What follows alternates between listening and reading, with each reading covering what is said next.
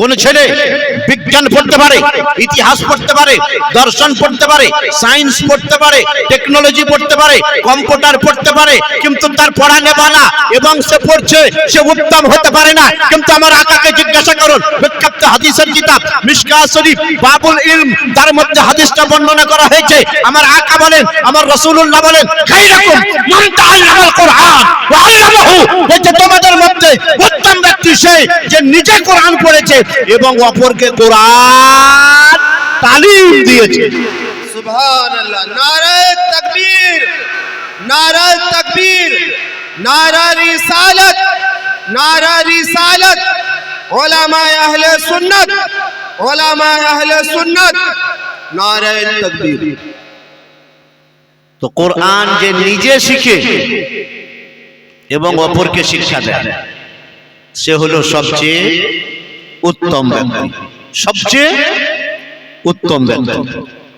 আর সেই শিক্ষার স্থান, শিক্ষার পাঠস্থান, শিক্ষার কারখানা ये मादापुर मदरसा।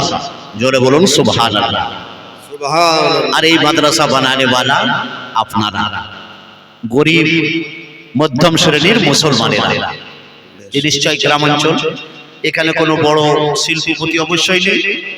মধ্যম শ্রেণীর এবং গরিব মুসলমানের 10, 20, 50, 1000, 10,000, 20,000, খুব বেশি হইলে 50,000। জি, এই আমাদের ক্ষুদ্র ক্ষুদ্র বিন্দু বিন্দু দানে তৈরি হয়েছে আজকে মাদাপুরের এই মাদ্রাসা, যাকে আমরা সিন্ধু বলতে পারি। জি, এই রকম আপনাদের বিন্দু বিন্দু দরকার। আমার অনেক দিনের বন্ধু মানুষ মৌলানা হেলালউদ্দিন সাহেবের সাথে জলসা করি, আপনাদের কাছে চাইছিলেন, উৎসাহিত আপনারা দিচ্ছিলেন, উৎসাহিত হয়ে আমিও ইনশাআল্লাহ আপনাদের কাছে আবেদন নিবেদন করব, দিতে হবে।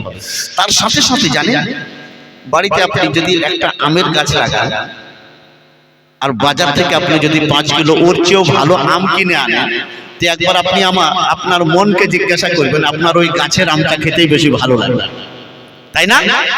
লাগে না? এই যে আমের গাছ লাগিয়েছে মাদাপুর মাদ্রাসা, অনেক তালিব ইলম, অনেক আলেম, অনেক মুফতির মুখে শুনছে, কিন্তু এই ছেলেরা কারি পাস করছে। 3 জনের মাথায় এইরকম পাক মোবারক দেওয়া হবে যে এ পাগড়ি কার? এ পাগড়ির সম্পর্ক আমার রাসূলুল্লাহর সাথে। একটা উদাহরণ দেই, আপনার আমার মাথায় যে টুপিটা আছে বাবা, স্বেচ্ছায় কোন মুসলমান ওই টুপিটাকে পায়ে লাগাতে পারবে? জি না, পায়ে লাগাতে পারবে, কিন্তু পায়ের মোজাটা মাথায় লাগাবে না, পায়ে পরবে, তাই না? এটাও কাপড়, ওটাও কাপড়, কিন্তু বলবেন যে মুফতি সাহেব ও কাপড় বটে, কিন্তু আমার রাসূলুল্লাহর সুন্নতের সঙ্গে ওর সম্পর্ক, আমার নবীর সুন্নতের সঙ্গে ওর কানেকশন। এই জন্য তো বলে উর্দুতে যে নিসবত সে শায়ে মুমতাজ হুয়া করতি হ্যায়, সম্পর্ক যদি কারো সঙ্গে লেগে যায় তো এই সম্পর্কের কারণে ওই বস্তুর ভিন্নতা আর চলে আসে। যে তো এর কানেকশন আমার রাসূলুল্লাহর সুন্নতের সঙ্গে, এই জন্য আমি স্বেচ্ছায়, হয়তো অনিচ্ছায় পা লেগে গেল, চুম্বন দিয়ে দেবো, আল্লাহর কাছে মাফি চাইবো, আলাদা ব্যাপার। স্বেচ্ছায় কোনো মুসলমান টুপিকে পায়ে লাগাতে পারে না। কেন পারে না? এ টুপি হলো আমার রাসূলুল্লাহর সুন্নাত। এই মাদ্রাসাকে নবী বলেছেন আমার ঘর। মাদ্রাসা সম্পর্কে ইনশাআল্লাহ আলোচনা শোনাবো। তবে বলছিলাম এই মজলিস যারা দাঁড়িয়ে আছে একটু এসে বসে যাও বাবা, খুব পাক মজলিস, সুন্দর মজলিস। আর আজকে প্রবীণ 2 জন ব্যক্তি আছেন এখনো, আপনাদের এলাকারই শুধু নয়, পশ্চিম বাংলার বুলেট বক্তা, মুনাদির আহলে সুন্নাহ, পীরে তরিকত রাহবারে শরিয়ত, মুফতি নঈমউদ্দিন রিজভী, যার নামটা শুনলে বাতিলের কেল্লায় থরথর করে কাঁপুনি আসে, তিনি আছেন। তারপরে অনেক ওলামাদের উস্তাদ, যেনাকে উস্তাদুল উলামা বলা হয়, সাইদাপুর আরবি ইউনিভার্সিটির প্রাক্তন শিক্ষক, বর্তমানে কলকাতা, হাওড়া, টিকিয়াপাড়া জিয়াউল ইসলামের শাইখুল হাদিস আল্লামা মাওলানা মুফতি মকবুল আহমদ রিজভী কিবলা মাদ্দাজিল্লাহুন নুরানি, তিনারও নুরানি চেহারা দেখতে হবে। তো বলছিলাম এই মজলিসের জন্য নবী আমার কি বলেছেন? বিখ্যাত হাদিসের কিতাব মিশকাত শরীফ পাতা নাম্বার 130 হাদিস নাম্বার, হাদিস নাম্বার 1879 মধ্যে হাদিসটা লেখা আনাস قال قال رسول الله صلى الله تعالى عليه وسلم واذا مررتم برياض الجنه فارتوا قالوا وما هو رياض الجنه يا رسول الله قال هل كذكر رياض الجنه সুবহানাল্লাহ। ও মুসলমান, আমার রাসূলুল্লাহর বিখ্যাত সাহাবী একদিন দুদিন নাই আমার নবীর দরবারে যে সাহাবী 10 বছর গোলামি করেছেন, সকাল বেলায় দেখতেন আমার নবীজিকে, সন্ধ্যা বেলায় দেখতেন আমার নবীকে, দুপুরে দেখতেন আমার নবীকে, ফজর পড়তেন নবীর পিছনে, আসর পড়তেন নবীর পিছনে, মাগরিব পড়তেন নবীর পিছনে, ইশা পড়তেন নবীর পিছনে। সেই সাহাবী হযরত আনাস রাদিয়াল্লাহু আনহু হাদিস বর্ণনা করেন, আকা আমার বলছেন, ও মুসলমানেরা শুনে নাও, শুনে নাও, যখন তোমরা জান্নাতের বাগানের কাছাকাছি যাবে তখন আল্লাহ আল্লাহ বেশি করিও। সুবহানাল্লাহ। সাহাবারা বলে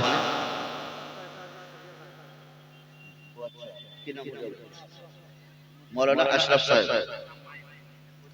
মৌলানা আশরাফ সাহেব সুবহানাল্লাহ। আলিম কাকে বলে? মাকে কদর করবে আলিম। নিজে আলেমে দিন, প্রত্যেকদিন নামাজের পর কুল রব্বির হামহুমা কামা রাব্বায়ানি সাগীরা দোয়া করেন মায়ের জন্য যে আল্লাহ আমার মাকে জান্নাতি বানাও। আজ মাকে মনে পড়েছে, মায়ের জন্য ফতওয়ায়ে তাজুস শরিয়া দান করলেন এই মাদ্রাসায় হযরত মাওলানা আশরাফ সাহেব কেবলা।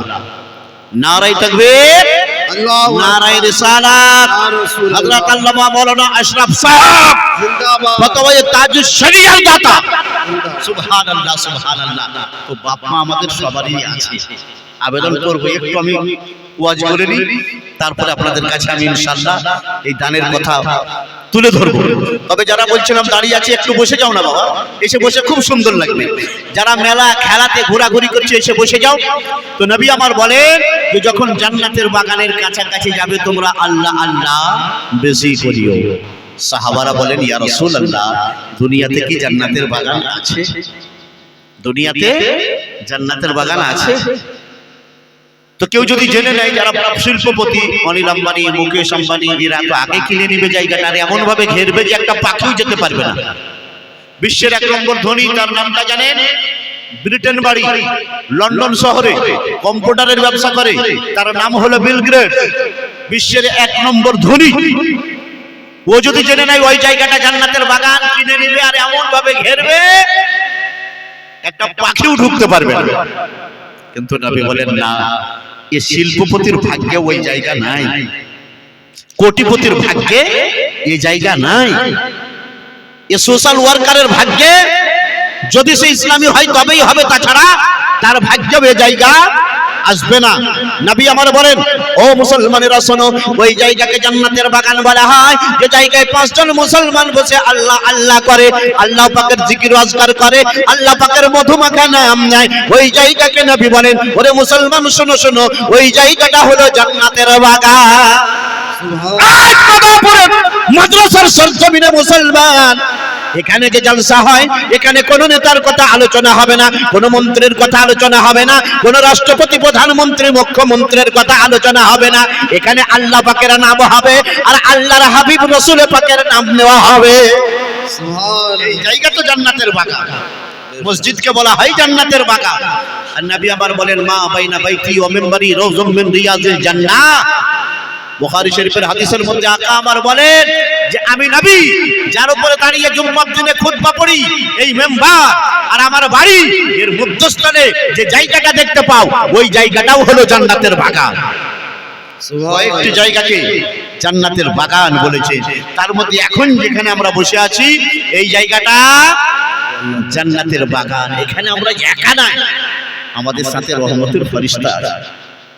হাদিস শুনুন, বিখ্যাত হাদিসের কিতাব মিশকাত শরীফ পাতা নম্বর 144 হাদিস নম্বর 936 এর মধ্যে হাদিসটা লেখা, আন আব্দুল্লাহ ইবনে আব্বাস রাদিয়াল্লাহু তাআলা আনহুমা قال قال رسول الله صلى الله تعالى عليه وسلم ان اول ما يدعى الى الجنه يوم القيامه من يحمدون الله في السراء والضراء।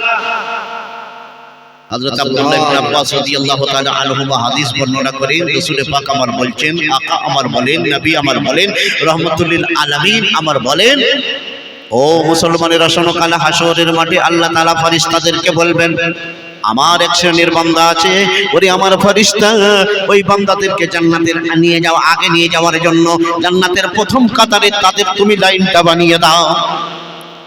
যতক্ষণ পর্যন্ত এই বান্দারা জান্নাতে না যাবে, কোন নামাজিকে, কোন হাজিকে, কোন কাজীকে, অন্য কোন বান্দাকে জান্নাত দেওয়া হবে না। আগে এদের লাইন বানাও, এরা আগে জান্নাতে যাবে, তারপরে অন্য কেউ জান্নাতে যাবে। তারা কি?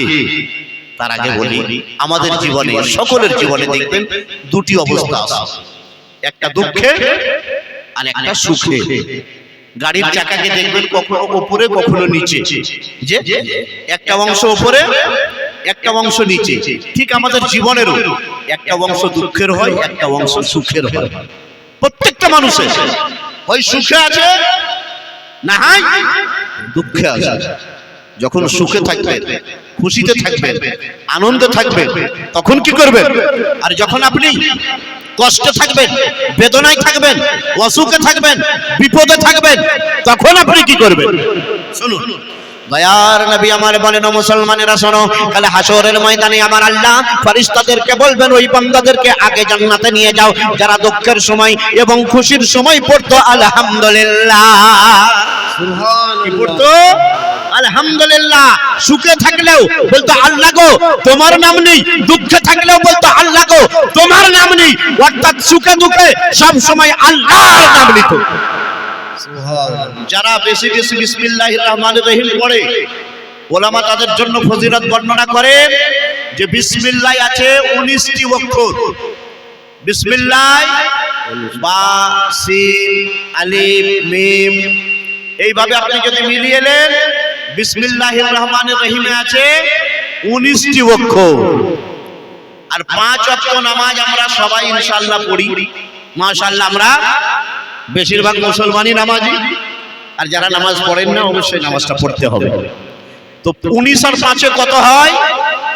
কেউ একজন বলুন। 19 আর 5-এ 24। দিন আর রাতে ক ঘন্টা? 24। ও মুসলমান, যারা বেশিরভাগ বিসমিল্লাহির রহমানির রহিম পড়বে, প্রত্যেক ভালো কাজের আগে বিসমিল্লাহ পড়বে, আল্লাহ পাকের নামটা নিবে, আর 5 ওয়াক্ত নামাজটা পড়বে। এই বিসমিল্লাহির রহমানির রহিমে আছে 19টি অক্ষর। জাহান্নামের দারোগা হচ্ছে 19টি। যারা এই বিসমিল্লাহ বেশি বেশি পড়বে, ওই 19টি ফেরেশতা ওই জাহান্নামের আযাব থেকে তারা বেঁচে যাবে। আর মুসলমান, 19টি অক্ষর আপনার, আর 5 ওয়াক্তের নামাজ 24। যারা বেশি বেশি বিসমিল্লাহ পড়বে আর 5 ওয়াক্ত নামাজ পড়বে, তারা 24টি ঘন্টা আল্লাহর ইবাদতে থেকে যাবে। সুবহানাল্লাহ। উলামা বর্ণনা করে যে প্রত্যেক ভালো কাজের আগে বিসমিল্লাহ পড়ো আর 5 ওয়াক্ত নামাজ পড়ো, হরদম তোমার ইবাদত গণ্য হয়ে যাবে, সব সময়টা ইবাদতে অতিবাহিত হয়ে যাবে। আর একটা গুরুত্বপূর্ণ কথা আপনাদেরকে শোনাই, আল্লাহর এই জমিন, আল্লাহর এই মাটি, এই পৃথিবীর মাটি কখনো আল্লাহর নাম থেকে আর আমার নবীজির মধুমাখা নাম থেকে খালি নাই। কি করে বলবো যে কেবলমাত্র দাবি? জি না। এখন আমাদের এখানে রাত্রি হয়তো 12টা 11টা, যে কিন্তু আমেরিকায় হয়তো দিন 10টা বা সকাল 9টা, যে সেখানে সকাল। অস্ট্রেলিয়ায় দেখুন ফজর হতে চলবে, ফজর হয়ে গেছে। তার মানে আমার এখানে যদি জোহর হয়, কোথাও আসরের আজান, কোথাও আসর, তো কোথাও মাগরিব, কোথাও মাগরিবের আজান, তো কোথাও এশার আজান, কোথাও এশার আজান, তো কোথাও তাহাজ্জুদের, কোথাও তাহাজ্জুদের, তো কোথাও ফজরের। জানা এটাই গেল আল্লাহর এই জমিন, আল্লাহর এই মাটি, আল্লাহর নাম আজান থেকে, রাসূলুল্লাহর নাম যে আজানে আছে, এই আল্লাহর নাম আর নবীর নাম থেকে খালি নাই। এই কসম খোদা, যেদিন আজান বন্ধ হয়ে যাবে, এই পৃথিবী আর থাকবে না, কিয়ামত আরম্ভ হয়ে যাবে। নারে তাকবীর, আল্লাহু আকবার। নারে তাকবীর, নারে রিসালাত, নারে রিসালাত। উলামায়ে আহলে সুন্নাত, উলামায়ে আহলে সুন্নাত। তো আজানের এত বরকত, এই আজান 24টি ঘন্টা আল্লাহর এই জমিনে হয়। সুতরাং আমরা মুমিন ও মুসলমান, এটা আমাদের সৌভাগ্য যে সেই আজান দাতা, আজান দেনেওয়ালা অন্য কোন জাতি নয়, সেই জাতিটা হলাম আমরা। আর এই আজান আর কথা কথা ইনশাআল্লাহ শোনাবো, তবে নাতে রাসূলের দু চার লাইন শোনাই। যারা দাঁড়িয়ে আছে একটু বসে যাও। আমার সোনার মদিনা, আমার প্রাণের মদিনা, আমার মনের মদিনা, আমার জানের মদিনা, ওগো সব ভুলতে পারবো তোমায় ভুলতে পারি না। আমার সোনার মদিনা, আমার জানের মদিনা, আমার প্রাণের মদিনা, ওগো সব ভুলতে পারবো তোমায় ভুলতে পারি না। ভুলিনি ভুলবো না, ভুলতে পারি না, সব ভুলতে পারবো তোমায় ভুলতে পারি না। আমার সোনার মদিনা, আমার প্রাণের মদিনা, ওগো সব ভুলতে পারবো তোমায় ভুলতে পারি না।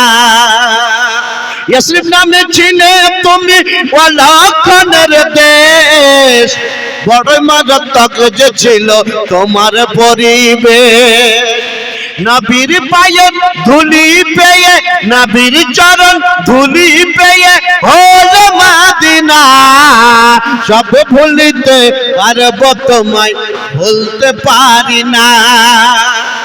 আমার প্রাণের মদিনা, আমার সোনার মদিনা, ওগো সব ভুলতে পারবো তোমায় ভুলতে পারি না। খোদা সৃষ্টির মধ্যে তুমি শ্রেষ্ঠ জামিন হও, আর সে আজমের চেয়ে শ্রেষ্ঠ তুমি হলে। তোমার বুকে আরাম করেন শাহে মদিনা, সব ভুলিতে পারবো তোমায় ভুলতে পারি না। আমার প্রাণের মদিনা, আমার সোনার মদিনা, ওগো সব ভুলিতে পারবো তোমায় ভুলতে পারি না। মুসলমান, এই কোরআনে মুকদ্দাস থেকে আয়াতে কারিমা পড়েছি 17 পারা সূরা আম্বিয়া। একটি খুব মশহুর আয়াত পড়েছি। আমার আল্লাহ স্বয়ং বলেন, ওমা আরসালনাকা ইল্লা রাহমাতাল লিল আলামিন। কোরআনে মুকদ্দাস কেমন কিতাব, সারা বিশ্বকে চ্যালেঞ্জ করে, যালিকাল কিতাবু লা রাইবা ফীহি। কোরআন কি জিনিস জানেন? আল্লাহু আকবার, আল্লাহু আকবার। এই কোরআন আপনি যত বেশি বেশি পড়বেন, আপনার মনের ময়লা তত দূর হবে। আজকে যারা বেধর্মী, অন্য ধর্মের লোক, তারাও আমার কোরআনের মুজিজা মানতে বাধ্য হয়েছে। আমেরিকার একটা বিখ্যাত বই 2018 সালে লেখা হয়েছিল। বইটার নাম ইকোনমি ইয়ারবুক 2018। 2018 সালে আমেরিকার কয়েকটা জ্ঞানীগুণী মিলে, তারা খ্রিস্টান ধর্মের লোক, তারা কোনো মুসলমান নয়, তারা কোনো আলিম নয়, তারা কোনো মুফাসসির নয়, তারা কোনো মুহাদ্দিস নয়, তারা কোনো মুফতি নয়, তারা কোনো আলিম নয়, তারা কোনো হাফিজ নয়, তারা কোনো কারি নয়, তারা কোনো নামাজি নয়, তারা কোনো যাকাতদাতা নয়, তারা কোনো হাজি নয়, তারা কোনো গাজী নয়, তারা কোনো রোজাদার নয়, তারা কোনো কলেমা পাঠকারী নয়, তারা ক্যাথলিক খ্রিস্টান। কি লিখছে সেই খ্রিস্টানেরা? বলছে, ও বিশ্ববাসী শোনো, একটা কিতাবের নাম করব, যে কিতাবটা সবাই মানতে বাধ্য। বলছে, সারা বিশ্বের বুকে প্রেসে যে কিতাবটা বেশি ছাপানো হয় সেটা জিন্দা বেস্তা নয়, গ্রন্থ সাহেব নয়, ত্রিপঠক নয়, খ্রিস্টানদের ধর্মগ্রন্থ বাইবেল নয়, ওল্ড টেস্টামেন্ট নয়, নিউ টেস্টামেন্ট নয়, গীতা নয়, মহাভারত নয়, বাইবেল নয়, ইঞ্জিল নয়, তৌরাত নয়, জবুর নয়। বলছে, সারা বিশ্বে প্রেসে যে বইটা বেশি ছাপানো হয় সেটা হলো মুসলমান আল কোরআন। জোরে বলুন, আর একটু জোরে বলুন সুবহানাল্লাহ।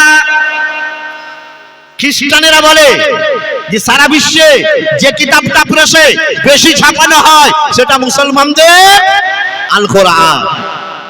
এখানেই শেষ নয়, আরো কি বলেন যে সারা বিশ্বের লোকেরা যে কিতাবটা বেশি পড়ে, সারা বিশ্বের লোকেরা যে কিতাবটা বেশি তেলাওয়াত করে, সেটা জিমদাবেস্তা নয়, গ্রন্থ সাহেব নয়, ত্রিপিটক নয়, তাওরাত নয়, জবর নয়, ওল্ড টেস্টামেন্ট নয়, নিউ টেস্টামেন্ট নয়, সেই কিতাবটার নাম হলো মুসলমানদের আল কোরআন।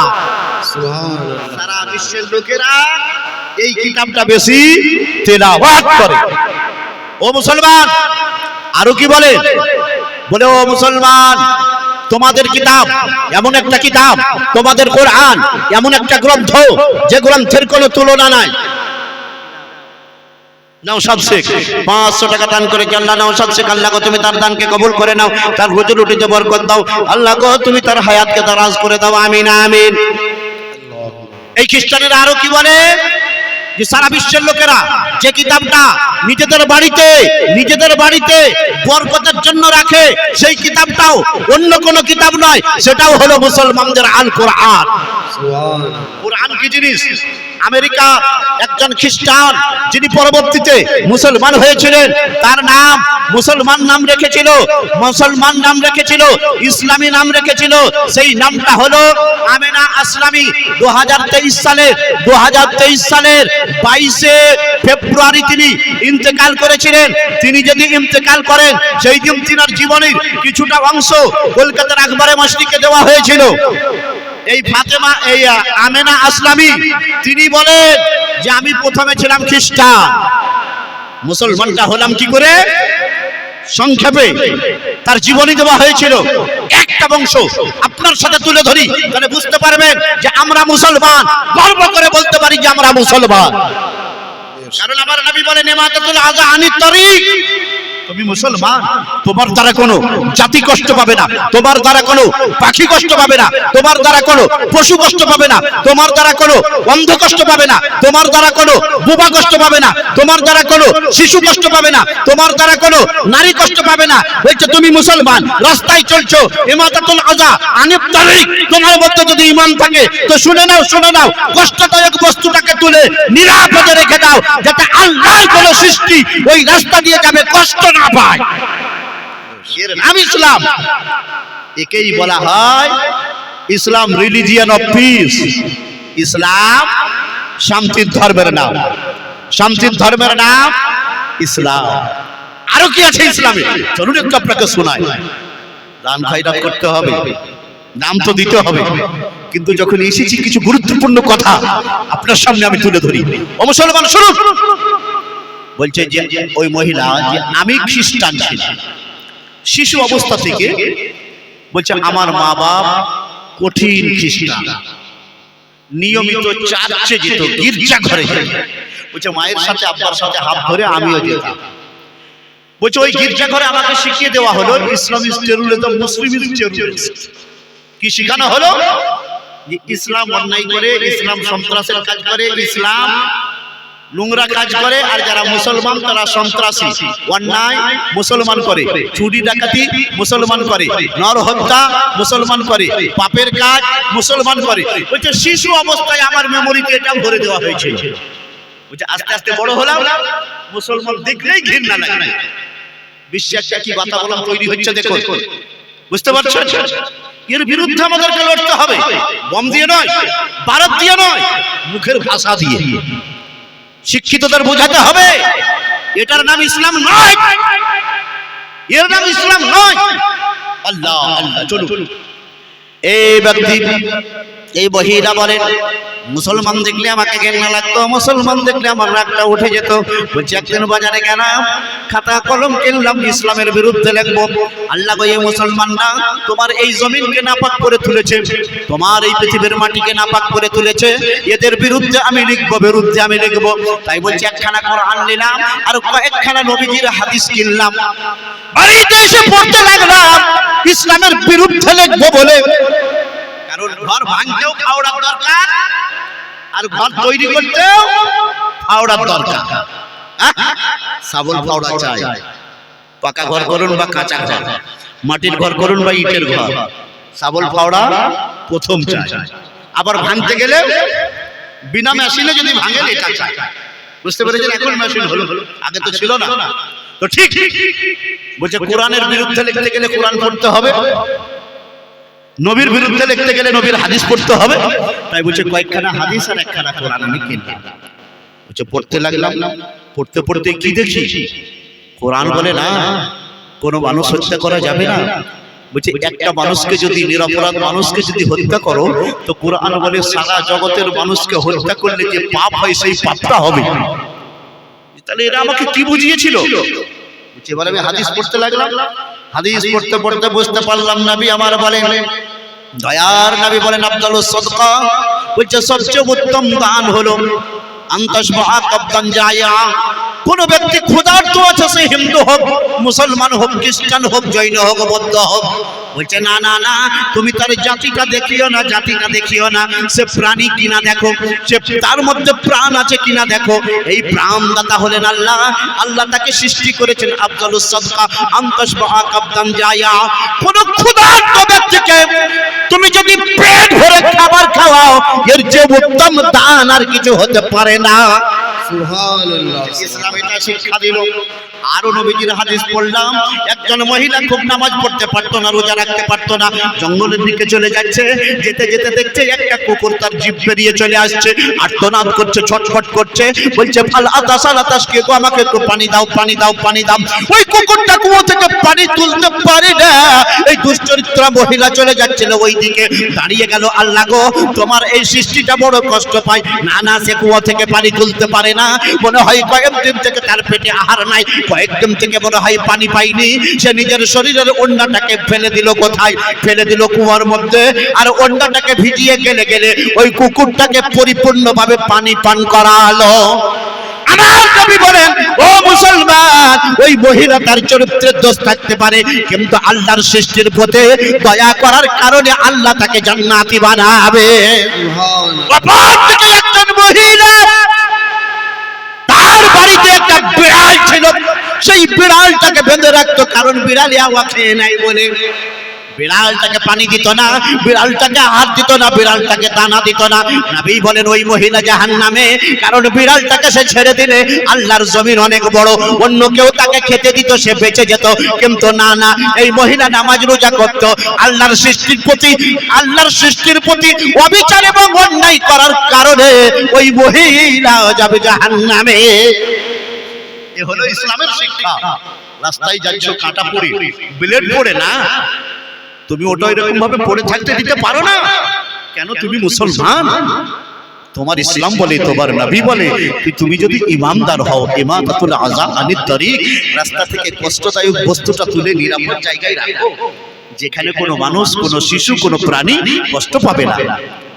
তুমি মুসলমান, একটা প্রাণীর প্রতি দয়া করো। বলছি ইসলাম এই শিক্ষা দেয়। বলছে আমি একজন আলেমের দিনের কাছে গেলাম, খুব সংক্ষেপে বলি, ঘটনা তার বিস্তার বড় আছে। বলছে সেই আলেমের কাছে অনেক ইসলামকে জানতে শিখলাম, আমি মুসলমান হয়ে গেলাম, আমি নামাজ পড়া শিখলাম, কোরআন কিতাব তেলাওয়াত করা শিখলাম। বলছে বাড়িতে গোপনে গোপনে, আমার মা বাপ খ্রিস্টান, তারা একবারে জম খ্রিস্টান, বড় ধরনের খ্রিস্টান। বলছে গোপনে গোপনে আমি নামাজ পড়ি। বলছে একদিন মা আমাকে নামাজ পড়তে দেখে নিলেন। মা বলছে কি করছি? বলছে মাকে আর আমি মিথ্যা বলতে পারি না, কারণ আমি মুসলমান, মুসলমান কখনো মিথ্যা বলে না। মা বলছে তুই মুসলমান হয়েছিস? হ্যাঁ। বলছে নির্ভয় আমি মাকে বললাম আমি মুসলমান হয়ে গেছি। মা আমার চুলের মুঠি ধরে মারতে লাগলো। আমি মাকে বলেছিলাম, মা আমার নবীর একজন সাহাবী বেলাল হাবশিকে উমাইয়া এত মেরেছিল, এত মেরেছিল। নবীর সাহাবী বেলাল রাদিয়াল্লাহু আনহু তিনি বলেছিলেন, ওরে উমাইয়া, মারতে মারতে তুমি ক্লান্ত হয়ে যাবে, মারতে মারতে তোমার শক্তি বিনাশ হয়ে যাবে, মারতে মারতে তোমার শক্তি শেষ হয়ে যাবে, কিন্তু বেলালের মুখ থেকে আল্লাহর নাম আর নবীর নাম নেওয়াটা তুমি বন্ধ করতে পারবে না। মা গো, বেলালে হাবশি অত কষ্ট করে যদি আহাদ আহাদ লা ইলাহা ইল্লাল্লাহ মুহাম্মাদুর রাসূলুল্লাহ এই সাদা দিতে পারে, এই আওয়াজ দিতে পারে, মা তুমি আমাকে মেরে মেরে যদি টুকরো টুকরো করে দাও, আমার রক্তের বিন্দু কণা, আমার মাংসের টুকরো টুকরো থেকে মা একদিক থেকে আওয়াজ আসবে আল্লাহ আল্লাহ, আর একদিক থেকে আওয়াজ আসবে রাসূলুল্লাহ রাসূলুল্লাহ। আমি তো দিবানা। আচ্ছা, ডেলিগেটে একেবারে ফাঁকা আছে, যদি কেউ খেতে চান যান এবং খেয়ে এসে তারপরে আবার জালসা শোনার জন্য বসে যান।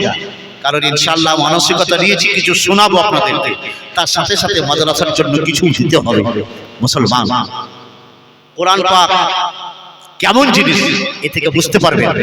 আরো কিছু কোরআনের তথ্য বলবো ইনশাআল্লাহ। মুসলমান, তাই ডেলিগেট খালি আছে, যারা খেতে চান তারা গিয়ে সেখানে খাবার খান, খাওয়া পরে এখানে এসে আবার সুন্দরভাবে বসে যান। এবারে তার মা তাকে মেরে তার মুখ থেকে আল্লাহর নাম নবীর নাম নেওয়া বন্ধ করতে পারলো না। তার বাবাকে বলবো, তার বাবা মানল, অনেক কষ্ট দিল, বাপ মা পারলো না। অবশেষে বাপ মাই প্ল্যান করছে যে আমার এই মেয়ে মুসলমান হয়ে গেছে, আমরা খুব উঁচু খ্রিস্টান, সবাই জানলে আমরা মুখ দেখাতে পারবো না। এক কাজ করো, মেয়েটাকে মেরে ফেলবো আর ওর গলায় দড়ি বেঁধে দেবো, বলবো আত্মহত্যা করেছিল। বাপ বলছে মেরে ফেলবে, তাহলে আমাদের সমাজে আমরা মান ইজ্জতটা বাঁচাতে পারবো। একদিন ফজরের নামাজ পড়েছে তার মেয়ে, ফজরের নামাজ পড়ে কোরআন বলে ইন্না কোরআনাল ফজরে কানা মাশহুদা, ফজরের নামাজ পড়ে কোরআন তেলাওয়াত করো, কেননা ফজরের নামাজের পর যে কোরআন তেলাওয়াত করা হয় ইন্না কোরআনাল ফজরে কানা মাশহুদা, আল্লাহর ফেরেশতারা শুনে গিয়ে আল্লাহর দরবারে সেটা বেশি সাক্ষী দেয়। সুবহানাল্লাহ। মুসলমান, এই মহিলা ফজরের নামাজ পড়ার পর তেলাওয়াত করতে আরম্ভ করলো কোরআনে পাক।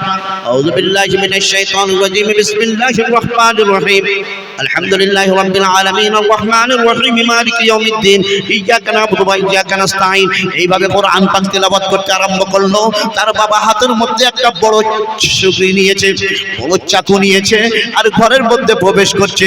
ওই মহিলা কাবা থেকে মুখ করে, পশ্চিম থেকে মুখ করে কোরআন তেলাওয়াত করে, পূর্ব দিক থেকে তার বাবা ঘরের মধ্যে ঢুকেছে, বলছে আমাদের এই কলঙ্কটা মিটিয়ে দেবো। চাকু নিয়েছে, মেয়ের গলাটা কেটে ফেলবে। কে বাধা দিল? বাপকে বাধা দেওয়ার মতো ক্ষমতা কারো নাই। এখানে বাপ মারতে গিয়েছে মেয়েকে, আল্লাহ আল্লাহ, কিন্তু মধ্যস্থলে কোরআন।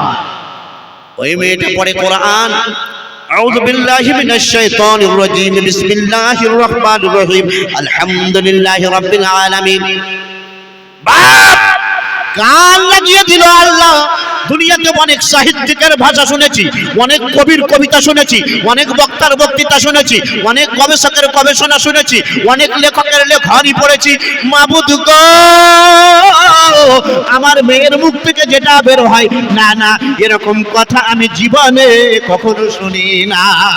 সুবহানাল্লাহ। কান লাগিয়ে শুনতে লাগলো, শুনতে শুনতে বাপের হাত কাঁপতে লাগলো, চাকু অনেক দূরে গিয়ে পড়লো, আর বাপ যেন এক অন্য জগতে বিতরণ করতে লাগলো। বাপ যেন আর সাধারণ অবস্থায় নাই, এক অসাধারণ অবস্থায় চলে গেছে। মেয়ের কোরআন পাক তেলাওয়াত শেষ হয়ে গেল, বাপ কোরআন তেলাওয়াত শুনতে শুনতে যেন দিওয়ানা হয়ে গেছে। বাপ দাঁড়িয়ে আছে, মেয়ে কোরআনে পাক তেলাওয়াত করে তাকে জোজদানে ভরে তাকে রেখে দিল। পিছনে তাকিয়ে দেখে বাপ দাঁড়িয়ে, আব্বাকে বলে, আব্বা তুমি আমার ঘরে কি করছো বলো বলো।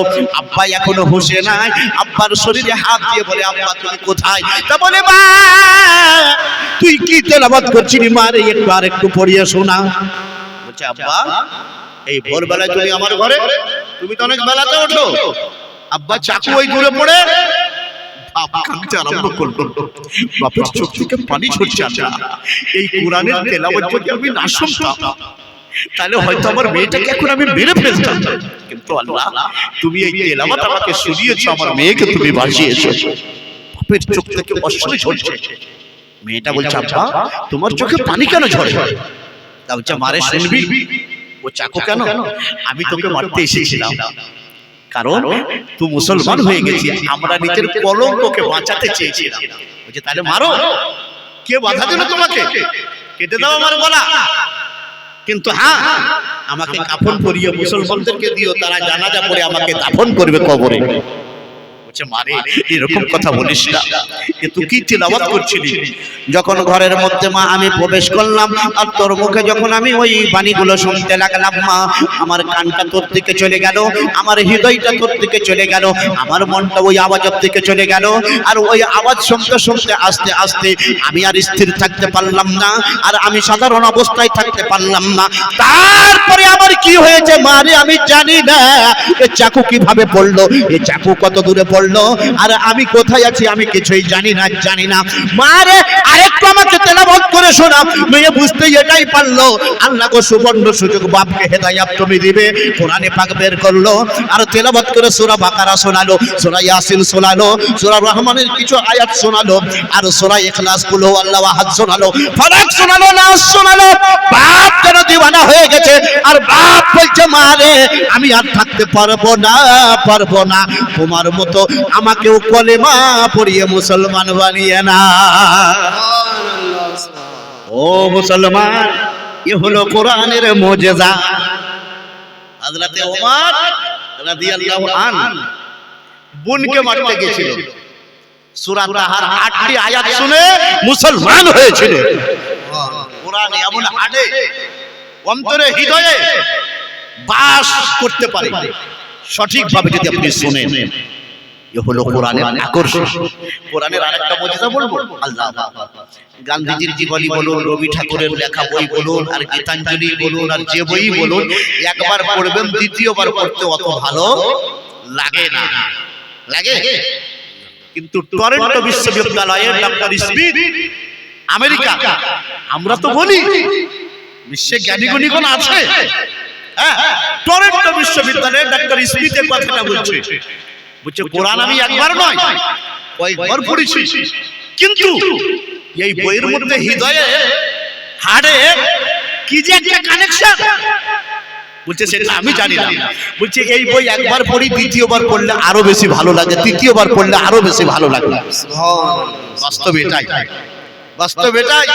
আরেকটা কি বলছে, বলছে দুনিয়াতে অনেক ধর্মগ্রন্থ আছে, কিন্তু যত হাফিজ কোরআনের মুখস্থ করনেওয়ালা দুনিয়াতে যত আছে, অন্য কোন কিতাবে তার এক পয়সাও নাই। কোরআনের হাফিজ, কোরআনের মুখস্থকারী একজন দুজন নয়, সারা বিশ্বে কয়েক কোটি হবে।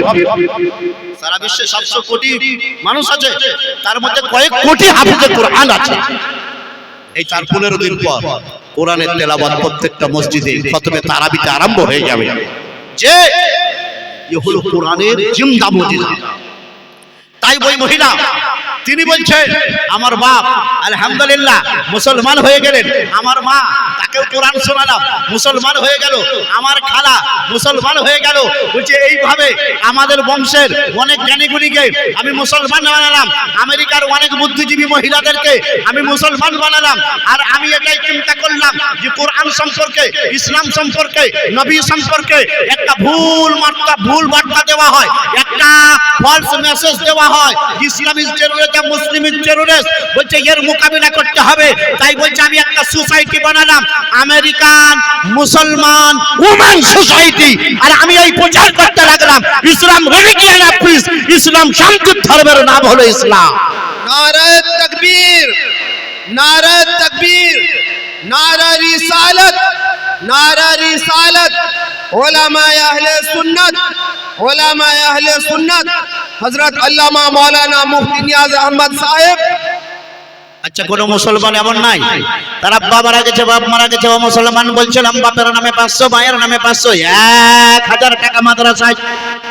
দয়ার নবী আমার বলেন কাল হাসরের ময়দানে দেখবে এক বান্দা সে জান্নাত পেয়েছে, ইন্নাল আবদাস সালিহা লা ইয়ারফাউ দারাজা ফিল জান্নাহ ফায়াকুলু আন্না লি হাযা ইয়া আল্লাহ। এক ব্যক্তিকে আমার আল্লাহ জান্নাত দান করবেন, আর জান্নাত দান করার পরে জান্নাতে এত ভালো আসন দেবেন, এত ভালো আসন দেবে, সে চিন্তা ভাবনা করতে পারবে না যে আমি এত ভালো আসন পেতাম। তাই সে বলবে আল্লাহ গো আমি এত নেকির কাজ করিনি, এত নেকির কাজ করিনি, আমি এত উঁচু জান্নাতে আসন কি করে পেলাম? আল্লাহ হয়তো টেনে টুনি আমি জান্নাত পেতাম। মাধ্যমিকে একটা ছেলে পরীক্ষা দিয়ে সে দেখছে যে একবারে 90 এ পেয়েছি, আমি 85, বুঝতে পেরেছেন? কিন্তু ওর ধারণা ছিল খুব বেশি হলে আমি 35 থেকে 40 পাবো। এ 85 যদি পায় তাহলে মনে মনে তো প্রশ্ন করবে যে বাকি 45টা কোথা থেকে এলো যে ঠিক এ 45 বেশি পেয়েছে তাই বলছে আন্নালি হাযিহি ইয়া আল্লাহ ওগো আমার মাবুদ ওগো আমার খালিক ওগো আমার স্রষ্টা ওগো আমার আল্লাহ তোমার দয়ার কোনো শেষ নাই তুমি আমাকে দয়াতে দিলে না অন্য কোনো কারণে আমাকে জান্নাতে এত মতো আসন দিলে তখন আমার আল্লাহ বলবে ইয়াগফিরু লাকা বলে তাইকা বলছে তোমার ছেলে অনেক লোকজনকে নিয়ে তোমার জন্য দোয়া করেছে অনেক লোকজনকে নিয়ে তোমার জন্য দোয়া করেছে তোমার ছেলের দোয়ার বরকতে আমি আল্লাহ তোমাকে জান্নাতে এত বড় আসন দিলাম ও গণবি কে গো তুমি দাও গো পরিচয় মুসলমান আজ বাপ হয়তো আপনার দিকে চেয়ে আছে মা হয়তো চেয়ে আছে ছেলেরে অনেক কষ্ট করে তোমাকে বড় করেছি মা বলবে ছেলেরে অনেক দুধ পান করিয়ে তোমাকে মানুষ করেছি আজ আমি কবরে হয়তো একটু আরাম চাই তুমি আমার জন্য দান খয়রাত করো এক ভাই বাবার জন্য 500 মায়ের জন্য 500 কেউ নাই নবীর মাদ্রাসায় দিবেন এক এক করে আমি দান নেবো একটু হাদিস আলোচনা করব আসুন না কোন একজন ভাই আমার কোন একজন মা আমার বাবার জন্য 500 মায়ের জন্য 500 বলবেন যে মুফতি সাহেব হেলালউদ্দিন সাহেব তো আমাদের পকেট ফাঁকা করেছে পকেট ফাঁকা হয় না বুঝতে পারেন মিষ্টির পরে ভাতের পরে মিষ্টি খাওয়া যায় মিষ্টির পরে সিঙ্গারা খাওয়াই যায় যে একবার দিয়েছেন আবার দেওয়াও যায় একবার দিয়েছেন দ্বিতীয়বার দেওয়াটা না জায়েজ নয় বরং সুনাই সুহাগা এক ভাই বলছিলাম কেউ 500 বাপের নামে 500 মায়ের নামে 1000 টাকা আসুন একটু আগে 1000 টাকা বলছিলাম ওয়াজ নসিহত আমি আপনাদেরকে শোনাতে কেবলমাত্র আরম্ভ করেছি ইনশাআল্লাহ শোনাবো বলছিলাম বাপের জন্য 500 মায়ের জন্য 500 মন খুলে দোয়া করব আর সেই দোয়াতে আপনি শামিল থাকবেন বাপটা হয়তো এই কারণে জান্নাতি হয়ে যাবেন সুবহানাল্লাহ কি নাম একবার হাত মেলান সুবহানাল্লাহ আসুন মুসাফা করেন সুবহানাল্লাহ সুবহানাল্লাহ উনি বলবেন না তো আমরা বলে দিব নাজিমউদ্দিন সাহেব সুবহানাল্লাহ আর নাজিমউদ্দিন সাহেব নারায়ে তাকবীর নারায়ে রিসালাত 1100 টাকার দাতা আল্লাহ নাজিমউদ্দিন সাহেবের বাপটাকে তুমি জান্নাতি বানিয়ে দাও তার কবরকে জান্নাতের বাগান বানিয়ে দাও আল্লাহ তুমি তার বাপ মাকে জান্নাতি পোশাক পরিয়ে দাও আমিন আমিন বলো মা আমার বাপের নামে 500 মায়ের নামে 500 সুবহানাল্লাহ নাজিমউদ্দিন সাহেবের কাছে খুব বেশি না 100 দাবি করেছিল আরেকজন 1000 আরেকজন দেখুন সুবহানাল্লাহ হ্যাঁ আর 300 বাকি লিখে দেন হ্যাঁ কি নাম আপনার শোয়েব আলী হাজী শোয়েব আলী সাহেব 800 টাকা দিয়েছেন আল্লাহ তার দান কবুল করে নাও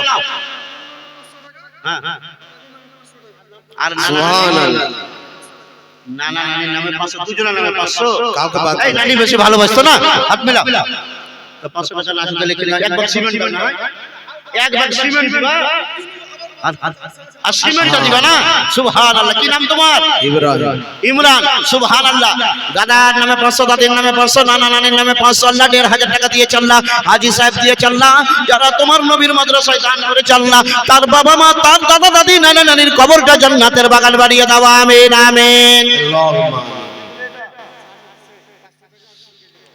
সামেদ শেখ 500 টাকা দিয়েছে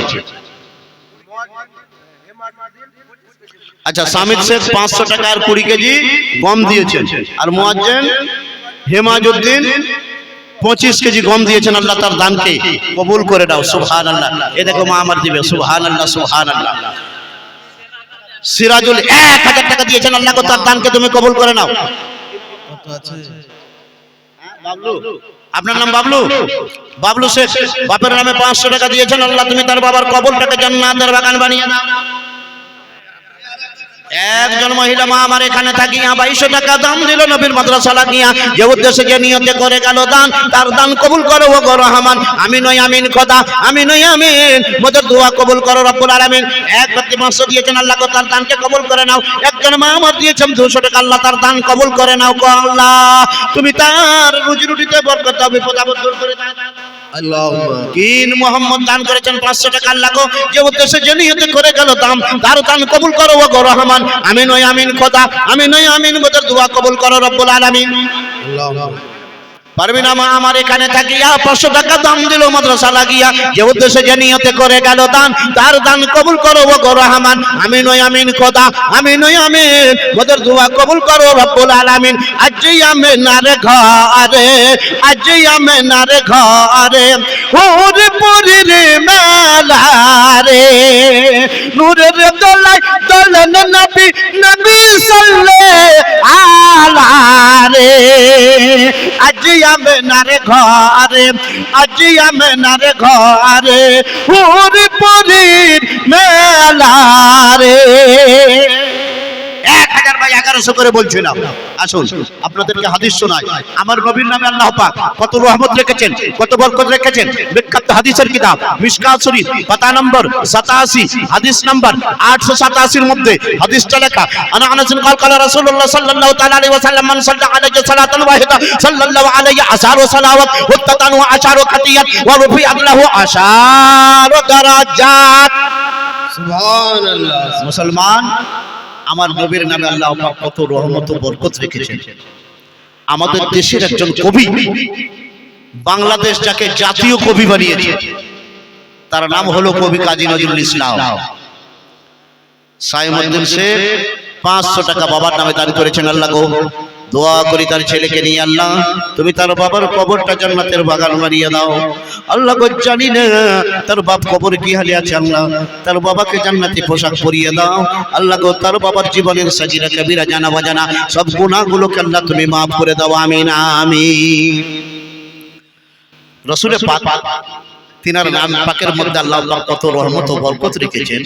তো আমাদের দেশের কবি বাংলাদেশ থেকে বানিয়েছেন জাতীয় কবি, আর আমাদের দেশে এই কবির উপাধি দেওয়া হয়েছে বিদ্রোহী কবি।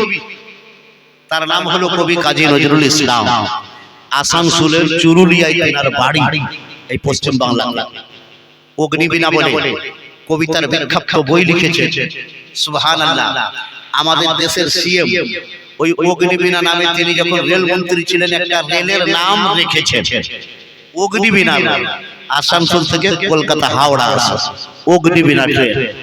এই অগ্নিবীণা নামটা কোথা পেলেন? কাজী নজরুল ইসলামের একটা লেখা বই অগ্নিবীণা, সেই নামটা তিনি নিয়েছেন। কবিকে বড় ভালোবাসে এই কবি।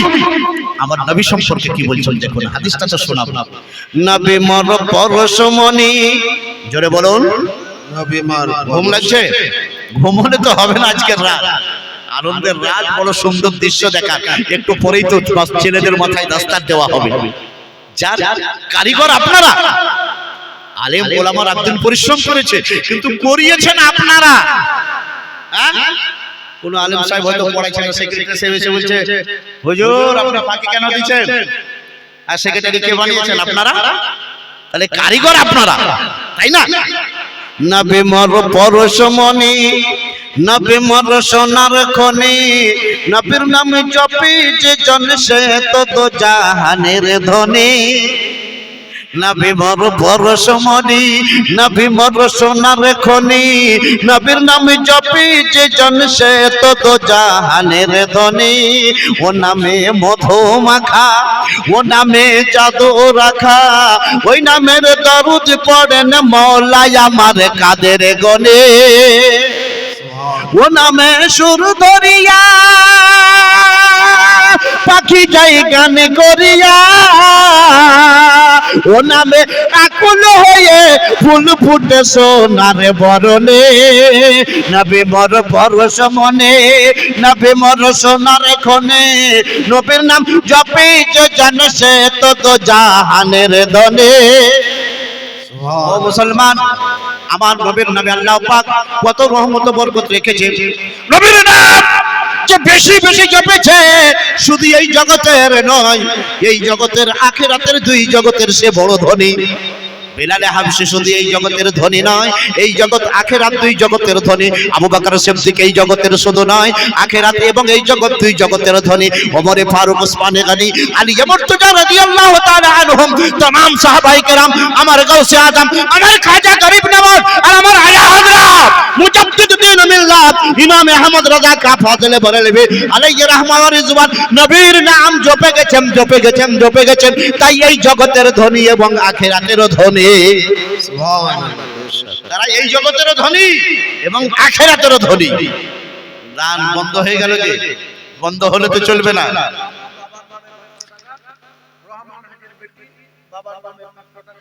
বাবু বাবার নামে দান করেছে 500 টাকা এবং আব্দুর রহমান হাজী সাহেবের মেয়ে আব্দুর রহমান হাজী সাহেবের নামে দান করেছে 500 টাকা।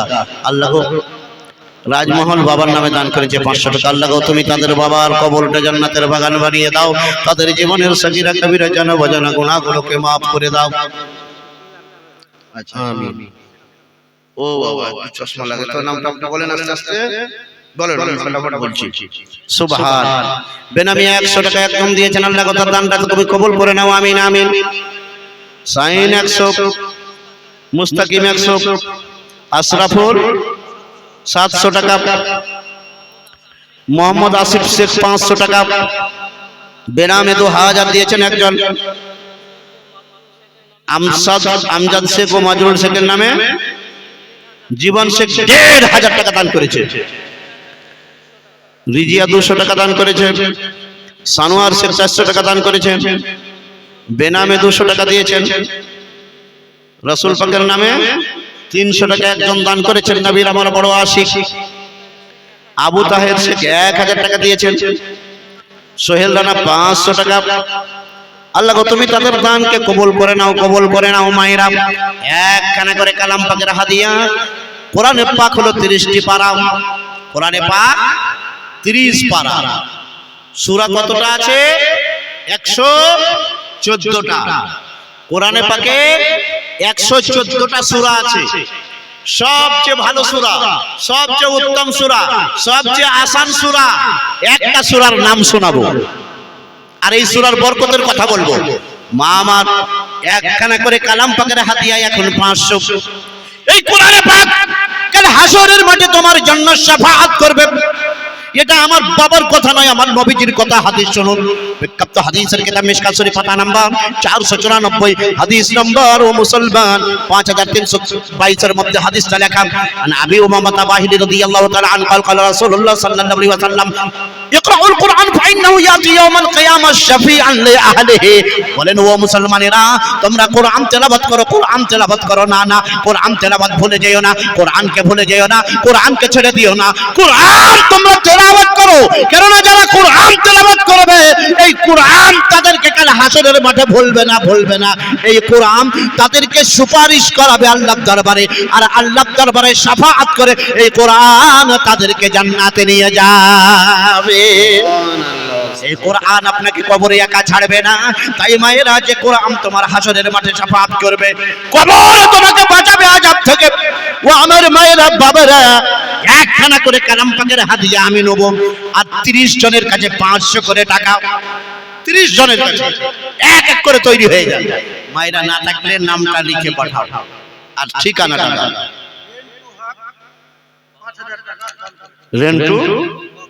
রেন্টু হক 5000 টাকা দান করেছে। নারায়ে তাকবীর, নারায়ে রিসালাত। রেন্টু হক বাবার নামে দান করেছে 5000 টাকা। আল্লাহ তার দানকে কবুল করে নাও, তার রুজি রুটিতে বরকত দাও, আমিন আমিন আমিন। মা আমার, চাইছিলাম কোরআনে পাকের একখানা কোরআন পাকের হাদিয়া 500 টাকা। এই 500 টাকার বিনিময়ে তুমি তার শাফাআত পেয়ে জান্নাতি হয়ে যাবে। আর এই 500 টাকার বিনিময়ে কবরে যখন তুমি একা যাবে, দুই দিক থেকে মাটি যখন চাপ দেবে, মাটিকে এই কোরআন বলবে, না এই বান্দাকে একা মনে করো না, এই বান্দা দুনিয়াতে আমাকে ভুলে যায়নি। দেখুন একজন এসে গেছেন, মাশাআল্লাহ, একটু মুসাফা করো। কি নাম? সাইফুদ্দিন বাবা। সাইফুদ্দিন বাবা আমার কোরআনে পাককে ভালোবাসে, আমার নবীকে ভালোবাসেন, আল্লাহকে ভালোবাসেন। 500 টাকা দিয়ে গেছেন একখানা কালাম পাকের হাদিয়া। আসুন মায়েরা, বাবারা, একটু একটু করে জোড় হয়ে যান। একখানা করে কালাম পাকের হাদিয়া তোমার বাপের নামে, মায়ের নামে দোয়া পর্যন্ত করা হবে। সুবহানাল্লাহ। বিলাল খায়রুল শেখ তার বাবার নামে দান করেছে একখানা কালাম পাকের হাদিয়া 500 টাকা। আল্লাহ গো, তার দাম তুমি কবুল করে নাও। যে দুটো হলো, 30 তো হতেই হবে মায়েরা। হয়তো যদি আগে দিয়ে দিয়েছে, এখন নামটা একটু লেখাও। তো ব্রাদার ইসলাম, হাদিস যেটা পড়েছিলাম তার অনুবাদটা করি। আল্লাহু আকবার। তবে বলে দিই, কোরআন পাকের একটা সূরা, সবচেয়ে ছোট সূরা আকার এবং আয়তনের দিকে, সেই সূরার নাম সূরা ইখলাস। সেই সূরার নাম কুল হুয়াল্লাহু আহাদ সূরা। আকার ও আয়তনের দিকে খুব ক্ষুদ্র এবং ছোট, দুই লাইন। বিসমিল্লাহির রহমানির রহিম, কুল হুয়াল্লাহু আহাদ আল্লাহুস সামাদ লাম ইয়ালিদ ওয়া লাম ইউলাদ ওয়া লাম ইয়াকুল লাহু কুফুওয়ান আহাদ। এখানে কেবলমাত্র আমার আল্লাহর গুণগান, আল্লাহর প্রশংসা আছে। আমার আল্লাহ বলেন, কুল, হে আমার হাবিব, হে আমার নবী, হে আমার রাসূল, তুমি বলে দাও হুয়াল্লাহু আহাদ, আল্লাহ তিনি এক। আল্লাহুস সামাদ, আল্লাহ তিনি অদ্বিতীয়, আল্লাহর মতো দ্বিতীয় কেউ নেই। লাম ইয়ালিদ, আমার আল্লাহর কেউ জনক নয়। ওয়া লাম ইউলাদ, আল্লাহ কাউকে জন্ম দেন না। আল্লাহ তার কেউ বাপ নাই এবং আল্লাহ কারো বাপ নয়। মায়েরা এখনো দিবে সুবহানাল্লাহ। 53-30 টাকা মায়েরা আমার এত টাকা দিয়েছেন, সুবহানাল্লাহ। এই কোরআন পাকের হাদিয়া দিবে সব। একটু খাতা কলম নিয়ে যাও। বুঝতে পারলেন, মায়েদের দিকে যেতে হবে। 5300 মানে 5300 টাকা মায়েদের তরফ থেকে দান এসেছে। আর বাবাদের, ভাইদের, যুবকদের, ওই যুবকরা তো গেটে দাঁড়িয়ে, সুবহানাল্লাহ। রুহুল শেখ, সুবহানাল্লাহ। রুহুল শেখ বাবা আমার এখানে থাকিয়া কালাম পাকের একখানা হাদিয়া দিল মাদ্রাসায় 500 টাকা দান লাগিয়া। ওগো আল্লাহ, যে নিয়তে যে উদ্দেশ্যে করে গেল দান, তার দান কবুল করো গো রহমান। আমিন ও আমিন খোদা, আমিন ও আমিন। ওদের দোয়া কবুল করো রব্বুল আলামিন। মুসলমান মায়েদের তরফ থেকে 5300 টাকা পেয়েছি। যে মায়েরা আমার কেউ 5, কেউ 10, কেউ 100, কেউ 200 দিয়েছে, আল্লাহ গো তাদের রুজি রুটিতে বরকত দাও। আল্লাহ গো তাদের শ্বশুর শাশুড়ি পিতা মাতা যারা মারা গেছে তাদের জান্নাতি বানিয়ে দাও। মায়েদের হায়াত দারাজ করে দাও। আল্লাহ গো তুমি মায়েদের হাতকে লম্বা বানিয়ে দাও, লম্বা বানিয়ে দাও। নবী আমার নিজের স্ত্রীদেরকে বলছেন যে আমার যে স্ত্রীর হাতটা লম্বা সে আগে জান্নাতে যাবে। লতিফ শেখ, সুবহানাল্লাহ। আব্দুল লতিফ 1000 টাকা দিয়েছে, দুখানা কালাম পাকের হাদিয়া। 500 টাকা বাবার নামে, 500 টাকা মায়ের নামে। আল্লাহ গো যোগ্য বাবার যোগ্য সন্তান এখানেতে ছিল কিনা ছিল তা দানে বোঝা গেল। ওগো আল্লাহ দান করেছে 1000 টাকা। আল্লাহ গো তার বাপ্পাকে তুমি জান্নাতি বানিয়ে দাও, আমিন আমিন। নবী আমার বলেন যে আমার যে স্ত্রীর হাতটা বেশি লম্বা সে জান্নাতে আমার বেশি কাছে থাকবে। পিতা দিয়ে মাপতে লাগবে কার হাতটা লম্বা বেশি। নবী আমার একটু মিচকি হাসতে লাগলেন, মৃদু হাসি হাসলেন। বলছে ওরে ওই ফিতে দিয়ে মাপার লম্বা হাত বললাম না, জানে যার হাতটা বেশি লম্বা সে জান্নাতে আমার বেশি কাছে থাকবে। যে মায়েদের হাত কত লম্বা আমার ভাইরা জানে। জননী মা আমার যদি 2 কিলো মাংস এনে দেন, বাড়িতে 8টা মেহমান হয়ে গেছে, মায়েরা শুরুয়া খাবে, ঝোলটা খাবে, কিন্তু তারা শান্তিতে থাকবে, কাউকে বলবে না। আর আপনি আমি যদি মাংস না পাই, গোশত না পাই, ঝগড়া লাগাবো, তাই না? এই মায়েদের গুণ। নবী আমার বলেন আর দুনিয়া ওয়া কুল্লাহা মাতা ওয়া খায়রুল মাতা আল মারাতুস সালিহা। দুনিয়াতে অনেক সম্পদ আছে, কিন্তু তোমার মূল্যবান সম্পদ হলো তোমার নেক স্ত্রী। জোরে বলুন, তোমার নেক স্ত্রী। সুবহানাল্লাহ। নেক স্ত্রী পাওয়া সবচেয়ে দুনিয়ার মূল্যবান সম্পদ পাওয়া। যে রবিউল ইসলাম 500 টাকা দিয়েছেন, আল্লাহ তার দানকে তুমি কবুল করে দাও, আমিন আমিন। আজারুল শেখ 500 টাকা দিয়েছেন, আল্লাহ তার দানকে কবুল করে নাও। জয়দুল শেখ 500 টাকা দিয়েছেন, আল্লাহ তার দান তুমি কবুল করে নাও। মায়েদের তরফ থেকে একখানা করে কালাম পাকের হাদিয়া চাইছিলাম। নবী আমার বলেন কুল হুয়াল্লাহু হাদিয়া দিল সুলুসুল কোরআন। বলছে ও মুসলমানেরা শোনো শোনো, আয়তন আয়াতের দিক দিয়ে সবচেয়ে ক্ষুদ্র হতে পারে, কিন্তু এই সূরার কত মর্যাদা শোনো শোনো। কুল হুয়াল্লাহু আহাদ সূরাটা 10 পারার সমতুল্য, অর্থাৎ কোরআন পাকের 3 ভাগের 1 ভাগ। 3 বার যদি কুল হুয়াল্লাহু আহাদ সূরাটা পড়া যায়, এক খতম কোরআন শরীফ পড়ার নেকিটা পাওয়া যায়। এক খতম কোরআন শরীফ পড়ার নেকি পাওয়া যায়। আর এই সূরাটা কতবার পড়বেন দিনে? নবী আমার একটা আমল দিতে শুনুন। মিশকাত শরীফ পাতা নাম্বার 495, হাদিস নম্বর 5382 এর মধ্যে হাদিসটা লেখা। দয়ার নবী আমার বলেন মান কারা সূরাতুল ইখলাস মিয়াতা মাররাতান জানুয়ারা বাবা আমার এখানে থাকিয়া স্বামীর নামে 500 টাকা দাম দিল মাদ্রাসা লাগিয়া, যে উদ্দেশ্যে যে নিয়তে মা আমার করে গেল দান, তার দান কবুল করো ও গো রহমান। মাবুদ গো তার স্বামীর কবরটা বানিয়ে দাও জান্নাতের বাগান। আমিন ওই আমিন খোদা, আমিন ওই আমিন। মোদের দোয়া কবুল করো রব্বুল আলামিন। মা আমার দান করেছেন একখানা কালাম পাকের হাদিয়া, আল্লাহ গো তুমি তার রহমতে তার ঘরটা পরিপূর্ণ করে দাও, তার হায়াত দারাজ করে দাও, আর তার রুজি রুটিতে বরকত দাও, তার বিপদ আপদ বালা মুসিবত দূর করে দাও। একখানা করে কালাম পাকের হাদিয়া, মনে হয় 10 জন হয়নি, 30 পারা কোরআন শরীফে। তো সুবহানাল্লাহ, নবী আমার বলেন মান কারা সূরাতুল ইখলাস মিয়াতা মাররাতান, কোন মুসলমান যদি দিনে 200 বার কুল হুয়াল্লাহু আহাদ সূরাটা পড়ে, দিনে 200 বার কুল হুয়াল্লাহু আহাদ সূরাটা পড়ে, মুহিয়া আনহু যুনুবা 50 আম্মা, আমার আল্লাহ তার উপরে এত দয়া করেন, এত দয়া করেন, এই 200 বার কুল হুয়াল্লাহু আহাদ সূরা পড়তে গেলে তার 50 বছরের গুনাহ maaf হয়ে যায়। আর কত রহমত দয়া নিবে এই সূরাতে, কত রহমত বড়। জি মুসলমান, আল্লাহ আল্লাহ শুনুন কোরআনে পাক কি জিনিস। আমাদের দেশের একটা সংবিধান আছে, কনস্টিটিউশন অফ ইন্ডিয়া বলা হয়।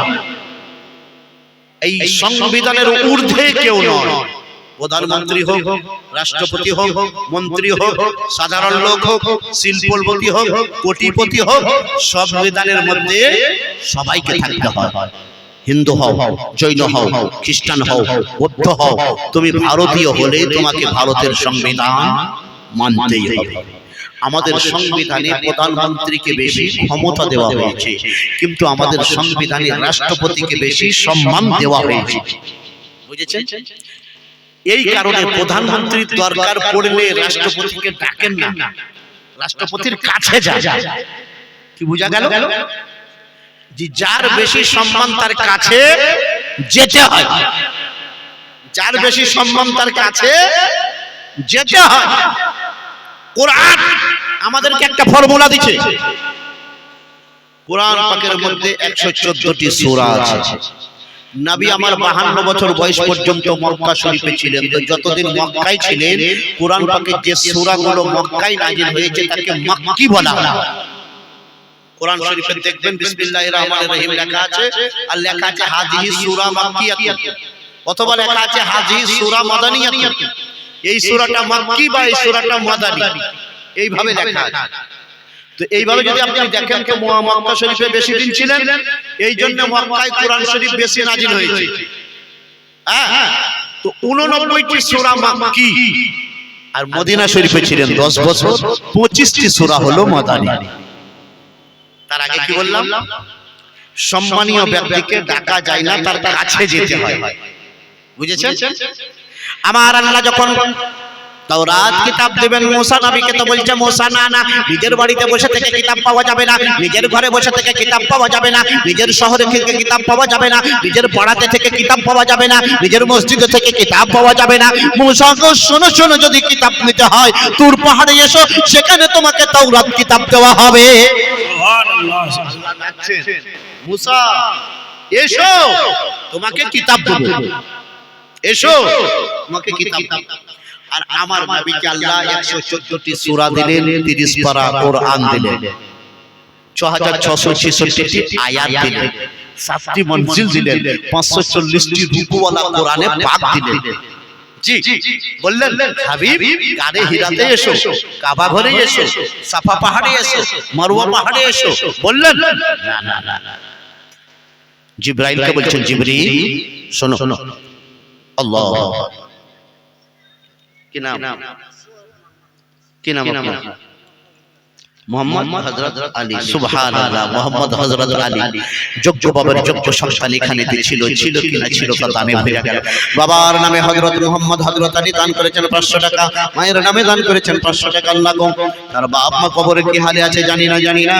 আল্লাহ গো আমি মুসাফির, তোমার মুমিন মুসলমান আলেম ওলামা হাফেজ কারি তোলাবায়ে ইজাম সবাইকে নিয়ে, আমার মা বোনদেরকে নিয়ে দোয়া চাই। আল্লাহ গো তার বাপ মার কবরটা তুমি জান্নাতের বাগান বানিয়ে দাও, আমিন আমিন। আল্লাহ দয়াল নবী নূরের নবী গো আপনি হইলেন রহমতের ভান্ডার যে দেখেছে আপনাকে ধন্য সে জীবন পূর্ণ সে তাও দেখা নবী গো স্বপনে একবার জোরে বলুন আমি যে দেখেছে আপনাকে ধন্য সে জীবন পূর্ণ সে তাও দেখা নবী গো জীবনে একবার দয়াল নবী নূরের নবী গো আপনি হইলেন রহমতের ভান্ডার।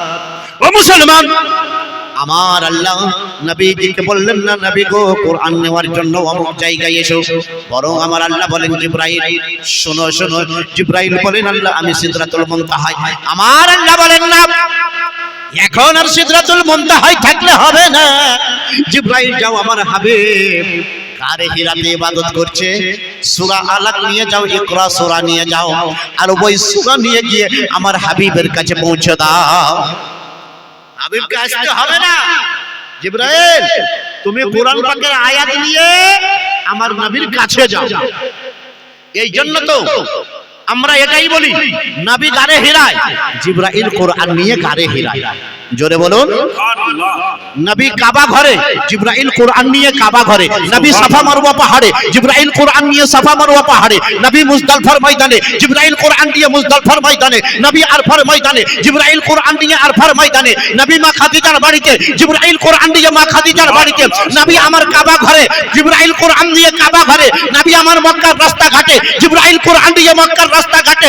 নবী আমার আছেন মা খাদিজার বাড়িতে, জিবরাইল কোরআন নিয়ে মা খাদিজার বাড়িতে। নবী আছেন মক্কার সরজমিনে, জিবরাইল কোরআন নিয়ে মক্কার সরজমিনে। আবার নবী চলে আসছেন মদিনায়, মদিনাতুল মুনাওয়ারার মসজিদে নববীতে, জিবরাইল কোরআন নিয়ে মসজিদে নববীতে। নবী বদরের যুদ্ধে, জিবরাইল কোরআন নিয়ে বদরের যুদ্ধে। নবী উহুদের ময়দানে, জিবরাইল কোরআন নিয়ে উহুদের ময়দানে। নবী খাইবারের ময়দানে, জিবরাইল কোরআন নিয়ে খাইবারের ময়দানে। নবী আমার মা ফাতেমার বাড়িতে, জিবরাইল কোরআন নিয়ে মা ফাতেমার বাড়িতে। নবী আমার মা আয়েশার বাড়িতে, জিবরাইল কোরআন নিয়ে মা আয়েশার বাড়িতে। নবী যেখানে অর্থাৎ নবী মক্কায় তো কোরআন মক্কায়, নবী মদিনায় তো কোরআন মদিনায়। নারায়ে তাকবীর, নারায়ে রিসালাত, মাসলাকে আলা হযরত মাদ্রাসা জিজিয়া রহিমিয়া। নারায়ে তাকবীর, নারায়ে রিসালাত। তো কোরআন আমাদেরকে কি কনসেপ্ট দিচ্ছে যে নবীর তাজিম আমি কোরআন এমন করি, নবীকে ডাকি না, নবী যেখানে থাকে আমি কোরআন জিবরাইলের মাধ্যমে সেখানে হাজির হয়ে যাই। ও গো নবী কে গতমে দাও গো পরিচয়, তোমার পরিচয় না পেয়ে লোকে কয় যে তোমায় বড় ভাই, দাও গো পরিচয়। আমার নবীজিকে যারা খুব নিকট থেকে দেখেছেন তাদের বার্তা তাদের মন্তব্য আপনাদেরকে শোনাবো। আর এরকম কোন কথিত কাহিনীকে শোনাবো না, রেফারেন্স সহ, হাদিস সহ, ইতিহাস সহ, যুক্তি সহ, নলেজ সহ শোনাবো। শুনুন বিখ্যাত হাদিসের কিতাব, কিতাবটির নাম জুরকানি শরীফ, 6 খণ্ড, জুরকানি আলাল মাওয়াহিব, 6 খণ্ড, পাতা নাম্বার 317। হাদিসটা লেখা আন উরওয়া বিন মাসউদ সাকাফি قال والله لقد وفدت على الملوك وفدت على قيصر وكسرى والنجاشي ما رايت ان يعظم احدا ما يعظم اصحاب محمد محمدا والله ان يتنخم نخامه الا وقعت في يد رجل فدلك في وجهه وجسده وان توجه قالوا لا يقتلون على وجهه। একজন মা আমার 300 টাকা দান করেছেন, আল্লাহ গো তার দানটা তুমি কবুল করে নাও, তার রুজি রুটিতে বরকত দাও, তার হায়াতটা তুমি দারাজ করে দাও। আমিন। মায়েরা আমার একটাই জিনিস আমি চাইছিলাম, সেই কোরআনে মুকদ্দাসের ওসিলা, কোরআনে মুকদ্দাসের দোহাই দিয়ে আপনাদের কাছে চাই একখানা করে কালাম পাকের হাদিয়া। মায়েরা যদি কেউ 500 না পারো, একখানা কালাম পাকের হাদিয়া, কাগজ যদি একটু কমা হয় তাহলে 300তেও হয়ে যায়। 500 না পারলে 300 করে দাও মায়েরা আমার। সামনে রমজান মাস আসছে, খুব অল্প দিন, আল্লাহু আকবার, তৈরি হতে হবে আমাদের যে রমজান মাসে রোজা রাখবো, তারাবি পড়বো, মাশাআল্লাহ, তার সাথে সাথে কোরআনে পাক তেলাওয়াত করব। কারণ নবী আমার বলে ইন্নাল কুরআনা ওয়া সিয়াম রমজান ইয়াশফিআনি ইনদার রাব। রমজানের রোজা আর কোরআনের তেলাওয়াত বান্দার জন্য আল্লাহর দরবারে সুপারিশ করবে। সুবহানাল্লাহ। এবারে আসুন, যে হাদিসটা পড়লাম তার আগে একটা হাদিস পড়েছি, তার অনুবাদ হয়নি, দ্বিতীয় একটা হাদিস পড়েছি। তো প্রথম হাদিসটার অনুবাদ বলি।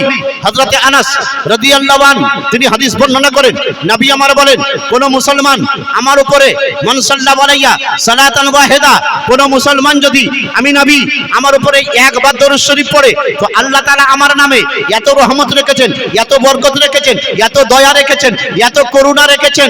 আমার নাম একবার পড়তে গেলে আল্লাহ তাআলা তার আমলনামায় 10টি নেকি লিখে দেন। সুবহানাল্লাহ। জোরে বলুন।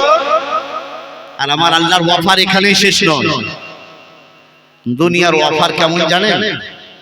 কলকাতায় একটা দোকানে লেখা কলকাতার রসগোল্লা খুব মোটা মোটা, বুঝতে পেরেছেন? তবে মুর্শিদাবাদের মতো নয়, কারণ মুর্শিদাবাদে তো ছানা তৈরি হওয়ার কারখানা আছে। মুর্শিদাবাদের কান্দিতে দেখেছি ওই ব্রিজের নিচে রাত্রে বেলায় ছানার মালা বসে। হ্যাঁ, মানে এখান থেকে ছানা চাচি সব যায় কলকাতার বিভিন্ন জায়গায়। তো মুর্শিদাবাদের মতো নাও হতে পারে, কিন্তু কলকাতায় একটা মিষ্টির দোকানে লেখা রসগোল্লা কিনলে রস ফ্রি। তো লোক তো দুনিয়াতে অনেক রকম আছে। একজন গিয়ে দাঁড়িয়ে আছে দোকানের সামনে, তো দোকানে জিজ্ঞাসা করছে তুমি দাঁড়িয়ে কেন? তা বলছে আমি এই সাইডটা পড়েছি। কোন দিকটা? তা বলছে রসগোল্লার সাথে রস ফ্রি, রসগোল্লা কিনলে রস ফ্রি, রসগোল্লার সাথে রস ফ্রি। তা বলছে আমি রসগোল্লা নেবো না, আমি রসটা নেবো, ওটা তো ফ্রি। তা বলছে গাধা কোথাকার, রসগোল্লা কিনবি তবেই তো রস পাবি। তা বলছে গাধা, গাধা অন্য কাউকে বানাও, আমাকে বানায়ও না। তাহলে দেখো যে রসগোল্লা রস সহ 10 টাকা দাম। আবার রস ফ্রি কেন বলছো? রসগোল্লা না কিনলে তো রস দিবে না। ঈদ আসছে, একটা সুন্দর প্যান্ট কোন কোম্পানি দিবে 10,000 কি নাম? মুর্তজা শেখ। সুবহানাল্লাহ, সুবহানাল্লাহ, আল্লাহ। নারে তাকবীর, আল্লাহু আকবার, নারে রিসালাত। মুর্তজা শেখ 10,000 টাকার দাতা। সুবহানাল্লাহ। ওগো আল্লাহ, যে উদ্দেশ্যে যে নিয়তে করে গেছে দান, আল্লাহ তার দানকে তুমি কবুল করে নাও। মুর্তজা শেখের দাদা দাদি নানা নানি আত্মীয় স্বজন যারা মারা গেছে আল্লাহ তাদের তুমি জান্নাতি বানিয়ে দাও। মুর্তজা শেখের রুজি রুটিতে বরকত দাও। আল্লাহ গো তুমি তার হায়াত দরাজ করে দাও, বিপদ আপদকে আসান করে দাও। আল্লাহ গো তুমি তার জীবনের সমস্ত মনের নেক আশা আকাঙ্ক্ষাগুলোকে আল্লাহ তুমি পূরণ করে দাও। ও মুসলমান, দয়ার নবী আমার হাদিস পাকের মধ্যে বললেন, কোন মুসলমান যদি আমার উপরে একবার দরুদ শরীফ পড়ে, আমার আল্লাহ তার আমলনামায় 10টি নেকি লিখে দেন। ঈদের সময় আসছে, একটা প্যান্ট ভালো দিবে, তো দেখবেন লেখা থাকবে যে একটা জামা ফ্রি। কলকাতায় কোন পাড়ায় যদি বিরিয়ানির নতুন দোকান হয়, তো বলে 1 প্লেট বিরিয়ানি কিনলে আর 1 প্লেট বিরিয়ানি ফ্রি। তার মানে 2 প্লেট নিলে 1 প্লেট ফ্রি, বা 1 প্লেটের সঙ্গে আর 1 প্লেট ফ্রি। এই ফ্রি ফ্রি বলে সে বেশি বিক্রি করতে চায়, প্যান্ট ফ্রি বলে জামাটাকে বিক্রি করতে চায়। বুঝতে পেরেছেন? মানে ভাউতাবাজি ফ্রি। কিন্তু আমার আল্লাহর ওয়াফার কেমন দেখুন। ও মুসলমান, নবীর উপরে একবার দরুদ শরীফ পড়লেন, আমার আল্লাহর দয়া এখানেই শেষ নয়, আমার আল্লাহর ওয়াফার এখানেই শেষ নয়, আমার আল্লাহর মেহেরবানি এখানেই শেষ নয়। মুসলমান, নবী আমার বলেন, একবার আমি নবী আমার উপরে দরুদ শরীফ পড়তে গেলে আমলনামায় 10টি নেকি লেখা যায়, আর তার আমলনামা থেকে 10টি গুনাহকে মুছে ফেলা হয়।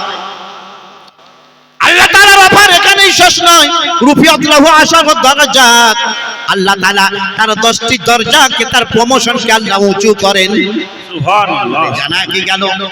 দরুদ শরীফ একবার পড়লেন, 10টি নেকি পাওয়া গেল, 10টি গুনাহ মাফ হলো, আর 10টি প্রমোশন পাওয়া গেল, 30টি জিনিস পাওয়া গেল। তাহলে এ হলো আল্লাহর রহমত। আর এখানেই রহমত শেষ নাই, আমার আল্লাহর রহমত তো বান্দার উপরে এমন হবে, এক বান্দাকে ফেরেশতা জাহান্নামের দিকে টানতে টানতে নিয়ে যাবে। আর সেই বান্দা দেখে নিয়েছে একজন এলাকার আলেমে দ্বীনকে পুলিশ আপনাকে ধরে নিয়ে দিয়েছে। এবারে রানিং পার্টির, রোলিং পার্টির কোন বড় নেতা বসে আছে বাহাদুরপুর মোড়ে, আপনি কি বলবেন? পুলিশকে ছামো, আমাদের গ্রামের প্রধান বসে, প্রধান বলছে কি হলো রে? বলে পুলিশ আমাকে ধরে নিয়ে যাচ্ছে। প্রধান বলল ছেড়ে দে, আর ক্ষমতা পুলিশের নিয়ে যাওয়া পারবে না। ঠিক ঠিক ঠিক, একে ফেরেশতা টানতে টানতে নিয়ে যাচ্ছে। এই দেখে নিয়েছে এবারে, যা ওই তো আমাদের আলিম সাহেব ওনাকে জায়গা খাইয়েছিলেন, উনি বলেছিলেন একটা তালবিলকে জায়গা খাইয়েছে। এবারে ফেরেশতা বলে এই থামো। ফেরেশতা বলে কি হলো? যাই জাহান্নামে। বলে যাবো জাহান্নামে, থামো, সাথে কথা বলতে দাও। এবারে বলছে আসসালামু আলাইকুম হুজুর। বলছে আর তুমি? বলছে দেখেন না আমার কিছু গুনাহ বেশি হয়ে গেছে, ফেরেশতা জাহান্নামে টানতে। এত ক্ষমতা? তুমি আমার মাদ্রাসার ছেলে জায়গা খাইয়েছো, আমার মাদ্রাসায় দান করেছো, আমাকে খাইয়েছো, তোমাকে জাহান্নামে নিয়ে যাবে? আল্লাহ পাকের দরবারে কি আলেমের দিন বলছে আল্লাহ, ওগো আল্লাহ, এই বান্দা আমার সম্মান করেছিল তোমার নবীর জন্য, আর তুমি তো তোমার হাবিবের বড় সম্মান করো।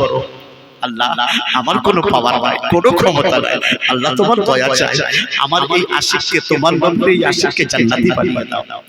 এই বান্দা আলিমে দ্বীনের সামনে গিয়ে বলবে আমা তারিফুনি আনাল্লাযী সাকাইতুকা সারবা, আমা তারিফুনি আনাল্লাযী ওয়াহাবতু লাকাল ওযুয়া। বলবে তুমি আমাকে চিনো না? এই আলিমে দ্বীন, আমি তোমাকে ওযুর জন্য এক লোটা পানি দিয়েছিলাম। আলিমে দ্বীন, আমাকে চিনছো না? এখন আমি জাহান্নামী হতে চলেছি, আমি তোমাকে এক গ্লাস পানি পান করিয়েছিলাম। আলিমে দ্বীন বলবে হ্যাঁ চিনি, চলো চলো, আমি তোমাকে শাফাআত করছি আর তোমাকে জান্নাতে নিয়ে যাব। মুসলমানের হাদিস শোনো, ইউজানু হিব্রুল আলিম বিদামি শুহাদা ফারাজাহা। আলিমের কলমের কালি যারা শহীদ হয়েছেন ইসলামের জন্য, তাদের রক্তের সঙ্গে হাসরের মাঠে ওজন করা হবে। তো আলেমের কলমের কালিটা ওই শহীদদের রক্তের চেয়ে বেশি ভারী হয়ে যাবে। আল্লাহ আল্লাহ মুসলমান আমার নবী বলবেন শহীদদের রক্তের বিনিময়ে আল্লাহ গো আমার উম্মতিকে জান্নাতি বানাও। ঠিক হয়তো আমার নবী এটাও বলবেন আল্লাহ গো ওই আলিমের কলমের কালির বিনিময়ে আমার উম্মতিদেরকে জান্নাতি বানাও। মুসলমান, এ হলো আলিমের দিন, যার এত মর্যাদা, যার এত সম্মান স্বয়ং আল্লাহ দিবেন, আমার নবী দিবেন। সেই আলিম বানানোর কারখানা আপনারা বানিয়েছেন। শুনুন দ্বিতীয় যে হাদিসটা পড়লাম, যে আজকে সারা বিশ্বের পরিস্থিতি একটা আলাদা, বুঝতে পেরেছেন? প্রত্যেকটা জায়গায় মুসলমান যেন মনে হচ্ছে নির্যাতিত, সব জায়গায় যেন হয়তো মুসলমানদের উপরে মনে হচ্ছে অত্যাচার করা হচ্ছে।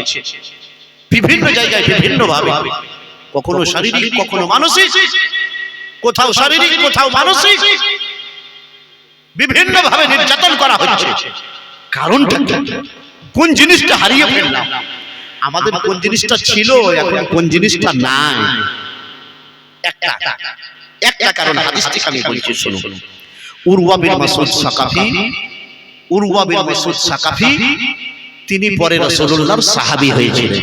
কিন্তু একজন বিচক্ষণ, তিনি রাজনীতিবিদ, বড় দূরভিসন্ধি লোক, বড় রাজনীতিবিদ, মক্কার কাফিরদের নেতা। হুদাইবিয়ার ময়দানে নবী আমার উমরা করার জন্য যাচ্ছেন। হুদাইবিয়ার ময়দানে নবী আমার তাবু গাড়লেন।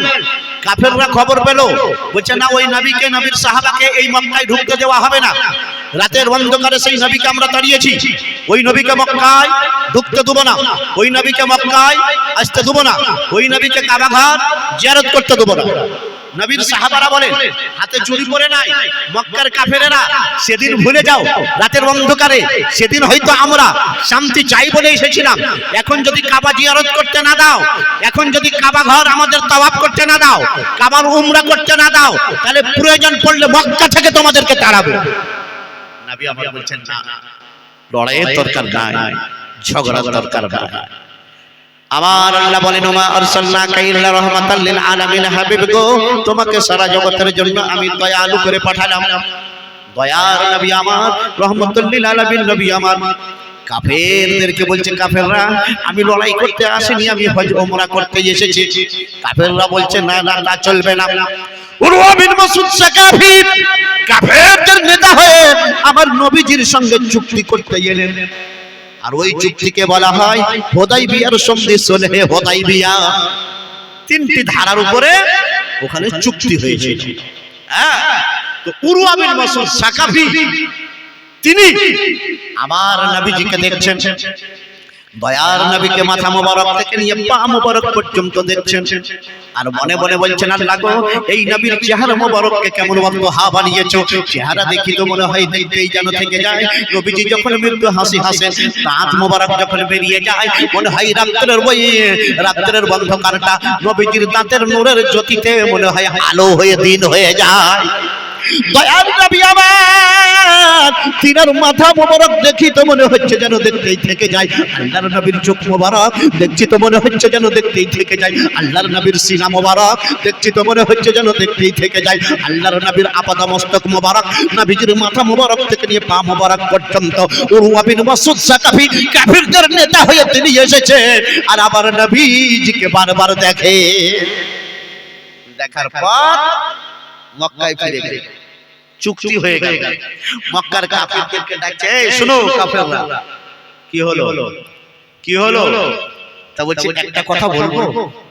বলছে ওই নবী আর নবীর সাহাবীদের কথা মেনে নাও, নবী আর নবীর সাহাবীদের কথা মেনে নাও, আর তা যদি না মানো একদিন লাঠির ডগায় তারা মেরে মেরে তোমাদেরকে মানাবে।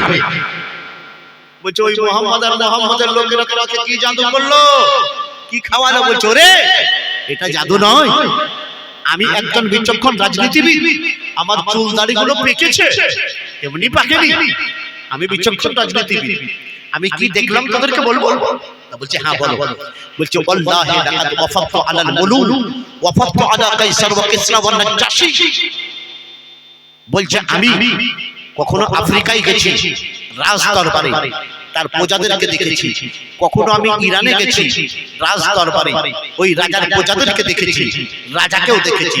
কখনো আমি ইরাকে গেছি, সেই রাজ দরবারে রাজাকেও দেখেছি, রাজার প্রজাদেরকেও দেখেছি। আর হুদাইবিয়ার ময়দানে এক রাজার কাছে গেলাম, যে রাজার নাম, যে কিং এর নাম কিং অফ মুহাম্মদ সাল্লাল্লাহু আলাইহি ওয়াসাল্লাম, যার নাম মুহাম্মদ আরবি সাল্লাল্লাহু আলাইহি ওয়াসাল্লাম, আর তার প্রজাদের নাম সাহাবীয়ে রাসূল, তার প্রজাদের নাম সাহাবীয়ে রাসূল। আল্লাহ আল্লাহ, নবীর সাহাবী, নবী কেমন মানতেন তারা। জন্ম আমার নবীর যুগে, কি নাম? বেনামে 1000 টাকা দান করেছেন, আল্লাহ তার দান কবুল করে নাও। তবে কোরআন পাকে একখানা কালাম পাকের করে হাদিয়া চাইছিলাম মায়েরা বাবারা 500 করে টাকা একটু আস্তে আস্তে দিয়ে যান। জন্ম আমার নবীর জাহেরে যুগে হলে কেমন হতো, জন্ম আমার নবীর যুগে হলে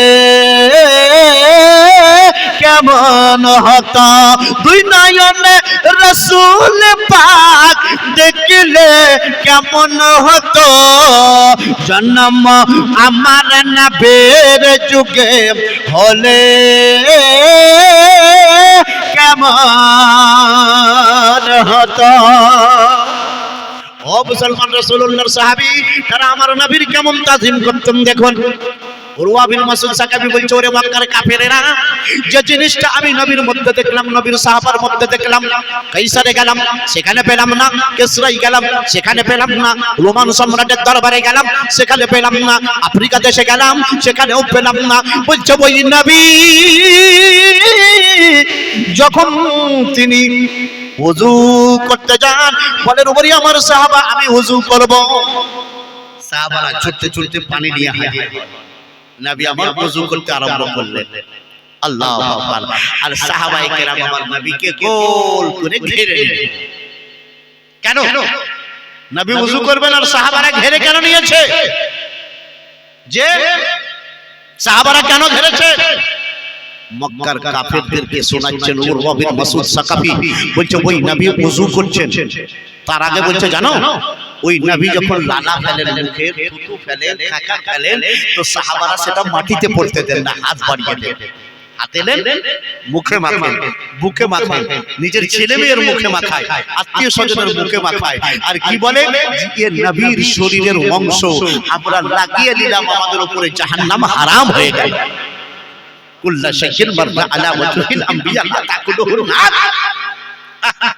পয়েন্টটা দেখুন, বলছি যে নবীর ইশক মোহাম্মদ। আজকে আমাদের মধ্যে নামাজ আছে, রোজা আছে, হজ আছে, যাকাত আছে, মসজিদ বাবারে এসি মসজিদ, মাদ্রাসা আলিশান মাদ্রাসা, নবীর যুগে মাদ্রাসা আসহাবে সুফা ঠিকমতো ইট ছিল না, নবীর যুগে মসজিদ বালির উপরে নামাজ পড়তো ঠিকমতো, ওই মসজিদে হয়তো খেজুরের তালাইটা পর্যন্ত ছিল না। আল্লাহ আল্লাহ, সেই মসজিদ আর এই এসি মসজিদ তফাৎ এটাই যে এই মসজিদের আল্লাহু আকবার মাইকের আজান হয়তো আল্লাহর দরবারে পৌঁছায় কিনা আমার আল্লাহ পাক জানে, কিন্তু বেলালে হাবশির মধুর আজানে আমার আল্লাহ খুশি হতে रह गई है रस्म आजा रूहे बेलाली ना रही। আজানের রসম রেওয়াজ যত আছে এবং রাখতেও হবে। যে গ্রামে আজান হয় না, মসজিদ আছে, তাদের উপরে আল্লাহর লানত হয়। মসজিদ যেন আজান থেকে খালি না যায়, মসজিদ যেন নামাজ থেকে খালি না যায়। মসজিদকে আবাদ করো, মসজিদকে আবাদ করো। রাজুলুন কালবুহু মুআল্লাকুন ফিল মসজিদ। আমার নবী বলেন কাল হাসরের ময়দানে কোন জায়গায় ছায়া হবে না, ছায়া হবে না, কিন্তু আরশে আজমের ছায়া হবে। আর সব শ্রেণীর লোক আরশে আজমের ছায়ার নিচে জায়গা পাবে। তার মধ্যে কিছু লোক হলো, এক শ্রেণীর লোক হলো ওই লোক যারা যেখানেই থাকুক না কেন মসজিদে মনটা পড়ে থাকে। মসজিদের মুতাল্লি, মসজিদের সেক্রেটারি, মসজিদের মুসল্লি, মসজিদের খাদিম, মসজিদের সেবা করুন, মসজিদে চেরাগ জ্বালান, মসজিদে বল জ্বালান, মসজিদ পরিষ্কার করুন, মসজিদকে ধন, যেখানে যাবেন মসজিদে মন লেগে থাকবে। আমার আল্লাহ বলবে আমার ঘরকে ভালোবেসেছিলে, আর ছায়া না থাকলে কি হবে, কোন জায়গায় প্রাচীর না থাকলে কি হবে, গাছ না থাকলে কি হবে, আমার আরশে আজমের ছায়ার নিচে চলে এসো। আর যুবকের ইবাদতকে আমার আল্লাহ বড় ভালোবাসেন। শাবুন নাশা ফি ইবাদাতি রাব্বিহি, আল্লাহ ওই যুবককে ডাকবেন আর ডেকে বলবে এই যুবক, সবাই সিনেমা হলে গেছিল, সবাই মোবাইল নিয়ে ব্যস্ত ছিল, সবাই দুনিয়ার রং তামাশায় ব্যস্ত ছিল, কিন্তু যুবক রে তুমি দাঁড়িয়ে রেখেছিলে। সুবহানাল্লাহ, বাচ্চা দান করেছে আব্বার নামে 2000 টাকা। আল্লাহ গো তুমি বাচ্চার আব্বাকে জান্নাতি বানিয়ে দাও, তার কবরটা জান্নাতের আলোতে মাবুদকে পরিপূর্ণ করে দাও, তার কবরে নূরের বাতি জ্বালিয়ে দাও। আল্লাহ গো তার কবরে তুমি রহম করমের বারিশ নজল করো। ওগো আল্লাহ বাচ্চার সমস্ত নেক মুরাদকে তুমি পূরণ করে দাও, আমিন আমিন। সুলেখা বেওয়ামা আমার এখানে থাকিয়া 500 টাকা দান দিল মাদ্রাসা লাগিয়া, যে উদ্দেশ্যে যে নিয়তে করে গেল দান, তার দান কবুল করো গো রহমান। আমিন ওই আমিন খোদা, আমিন ওই আমিন। মদের দোয়া কবুল করো রব্বুল আলামিন। মুকুল শেখ 500 টাকা দান করেছেন, আল্লাহ তার দান কবুল করে নাও। আব্দুল্লাহ 500 টাকা দান করেছেন, মাহবুব গো তার দান কবুল করে নাও। মায়েরা আমার 2650 টাকা দান করেছেন, নিজের হাতকে বড় লম্বা বানিয়েছেন। আল্লাহ গো আমার ওই মায়েদের মুরাদকে তুমি পূরণ করে দাও, তাদের রুজি রুটিতে বরকত দাও, তাদের হায়াত দারাজ করে দাও। মা খাতুনে জান্নাত ফাতেমাতু জোহরা রাদিয়াল্লাহু আনহার পথে যাদেরকে চলার তৌফিক দান করো, আমিন আমিন। তো মুসলমান বলছিলাম আমার দয়ার নবী কেমন নবী দেখুন।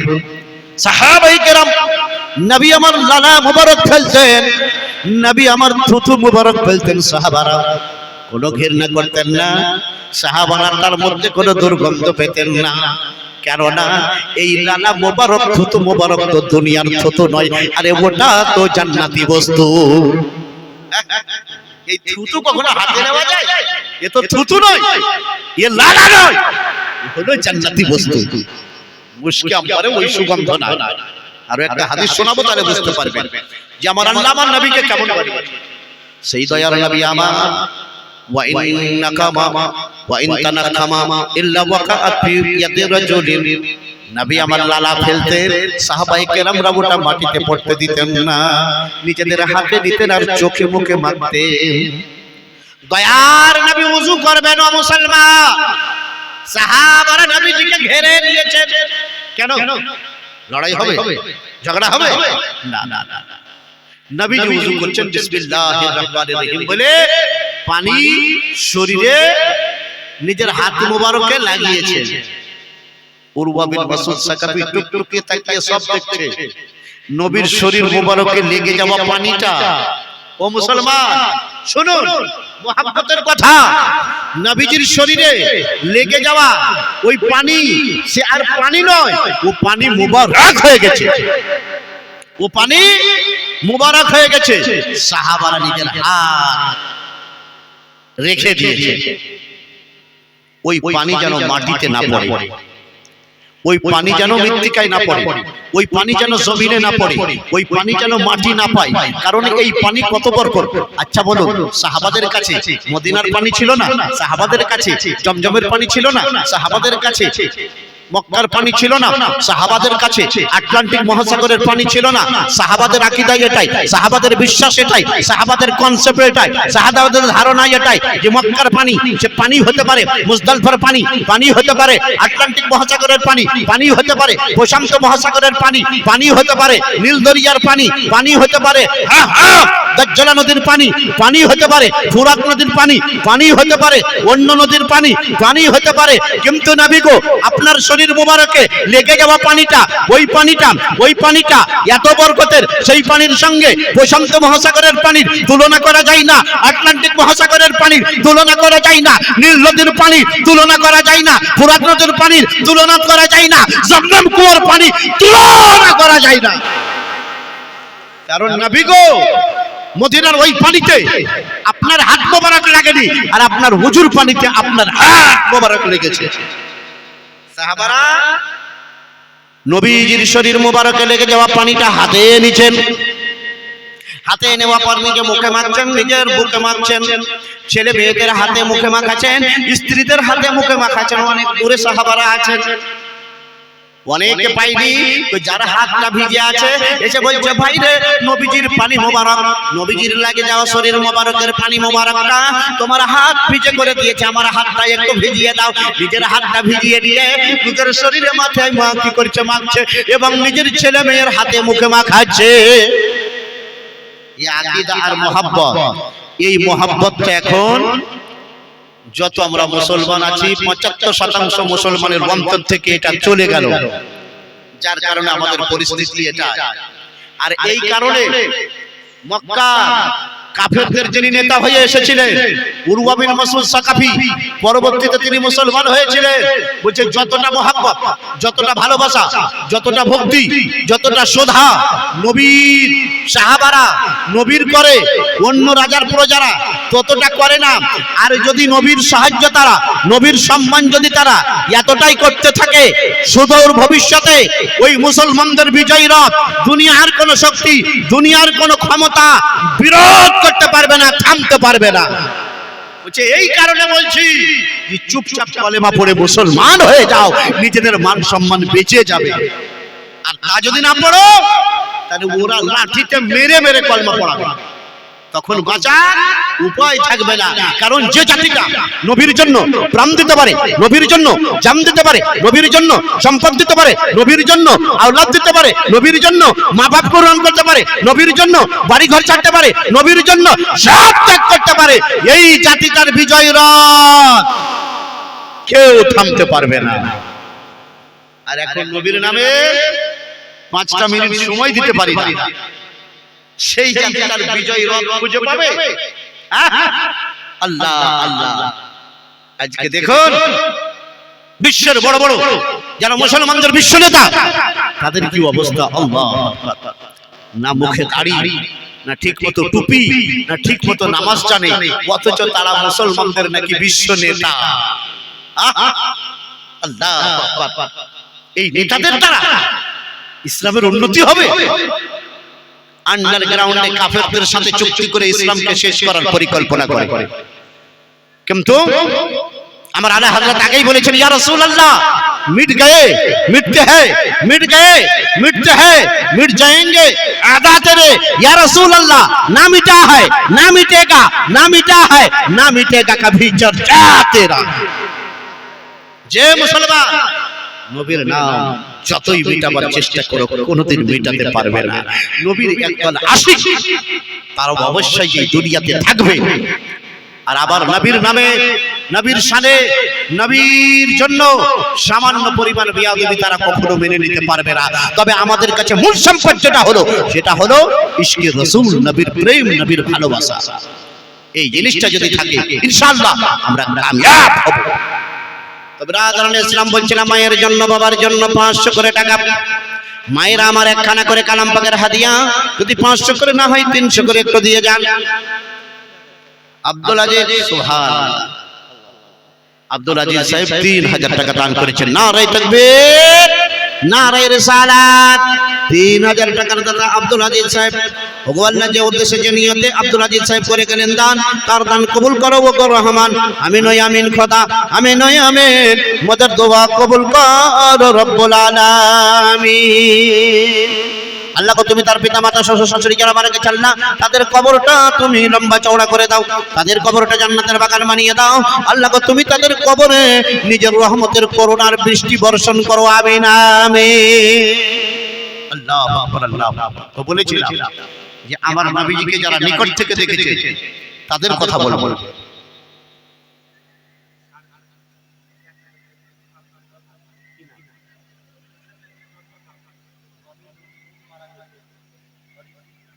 আচ্ছা, মরহুম নুরশেদের নামে তার স্ত্রী দান করেছেন, নগদ হলো 750 আর 250 টাকা বাকি, টোটাল মরহুম নুরশেদের স্ত্রী 1000 টাকা দান করেছেন। আল্লাহ গো নুরশেদকে তুমি জান্নাতে বানিয়ে দাও, মরহুমের কবরটা লম্বা চওড়া করে দাও। আল্লাহ তুমি তাকে জান্নাতে পোশাক পরিধান করিয়ে দাও। আল্লাহ মরহুম নুরশেদের কবরটা জান্নাতের বাগান বানিয়ে দাও। আর বিধবা স্ত্রীর রুজি রুটিতে বরকত দাও, হায়াত দারাজ করে দাও, বিপদ আপদ বালা মুসিবত অসুখ বিসুখ মাবুদ তুমি দূর করে দাও, আমিন আমিন। দয়াল নবী নূরের নবী গো আপনি হইলেন রহমতের ভান্ডার। দয়াল নবী নূরের নবী গো আপনি হইলেন জান্নাতের মুখতার। দেখিয়া আপনার মুজিজা কলমা পড়েন মা খাদিজা, সফিয়া দিলেন নিজের জীবন সংসার। দয়াল নবী নূরের নবী গো আপনি হইলেন রহমতের ভান্ডার। আসল মুসলমান আমার নবীজিকে আর যিনি নিকট থেকে দেখেছেন তিনি হলেন আমার নবীর স্ত্রী মা আয়েশা রাদিয়াল্লাহু তাআলা আনহা। ও মুসলমান, মা আয়েশার হাদিস আপনাকে আমি শোনাবো যুক্তির আলোকে এবং হাদিসের আলোকে। বিখ্যাত হাদিসের কিতাব খাসাইসুল কুবরা দ্বিতীয় খণ্ড পাতা নম্বর 280 এর মধ্যে আল্লামা সুয়ুতী রাহমাতুল্লাহ আলাইহি হাদিসটা নকল করেছেন। আনা আয়েশা রাদিয়াল্লাহু তাআলা আনহা قالت دخلت الخلا بعدك يا رسول الله فما أرى شيئا إلا أجد ريح المسك قال يا عائشة إن معاشر الأنبياء تنبت أجسادنا على أرواح الجنة فما خرجت منه شيء ابتلعته الآن। জোরে বলুন সুবহানাল্লাহ। নারায়ে তাকবীর।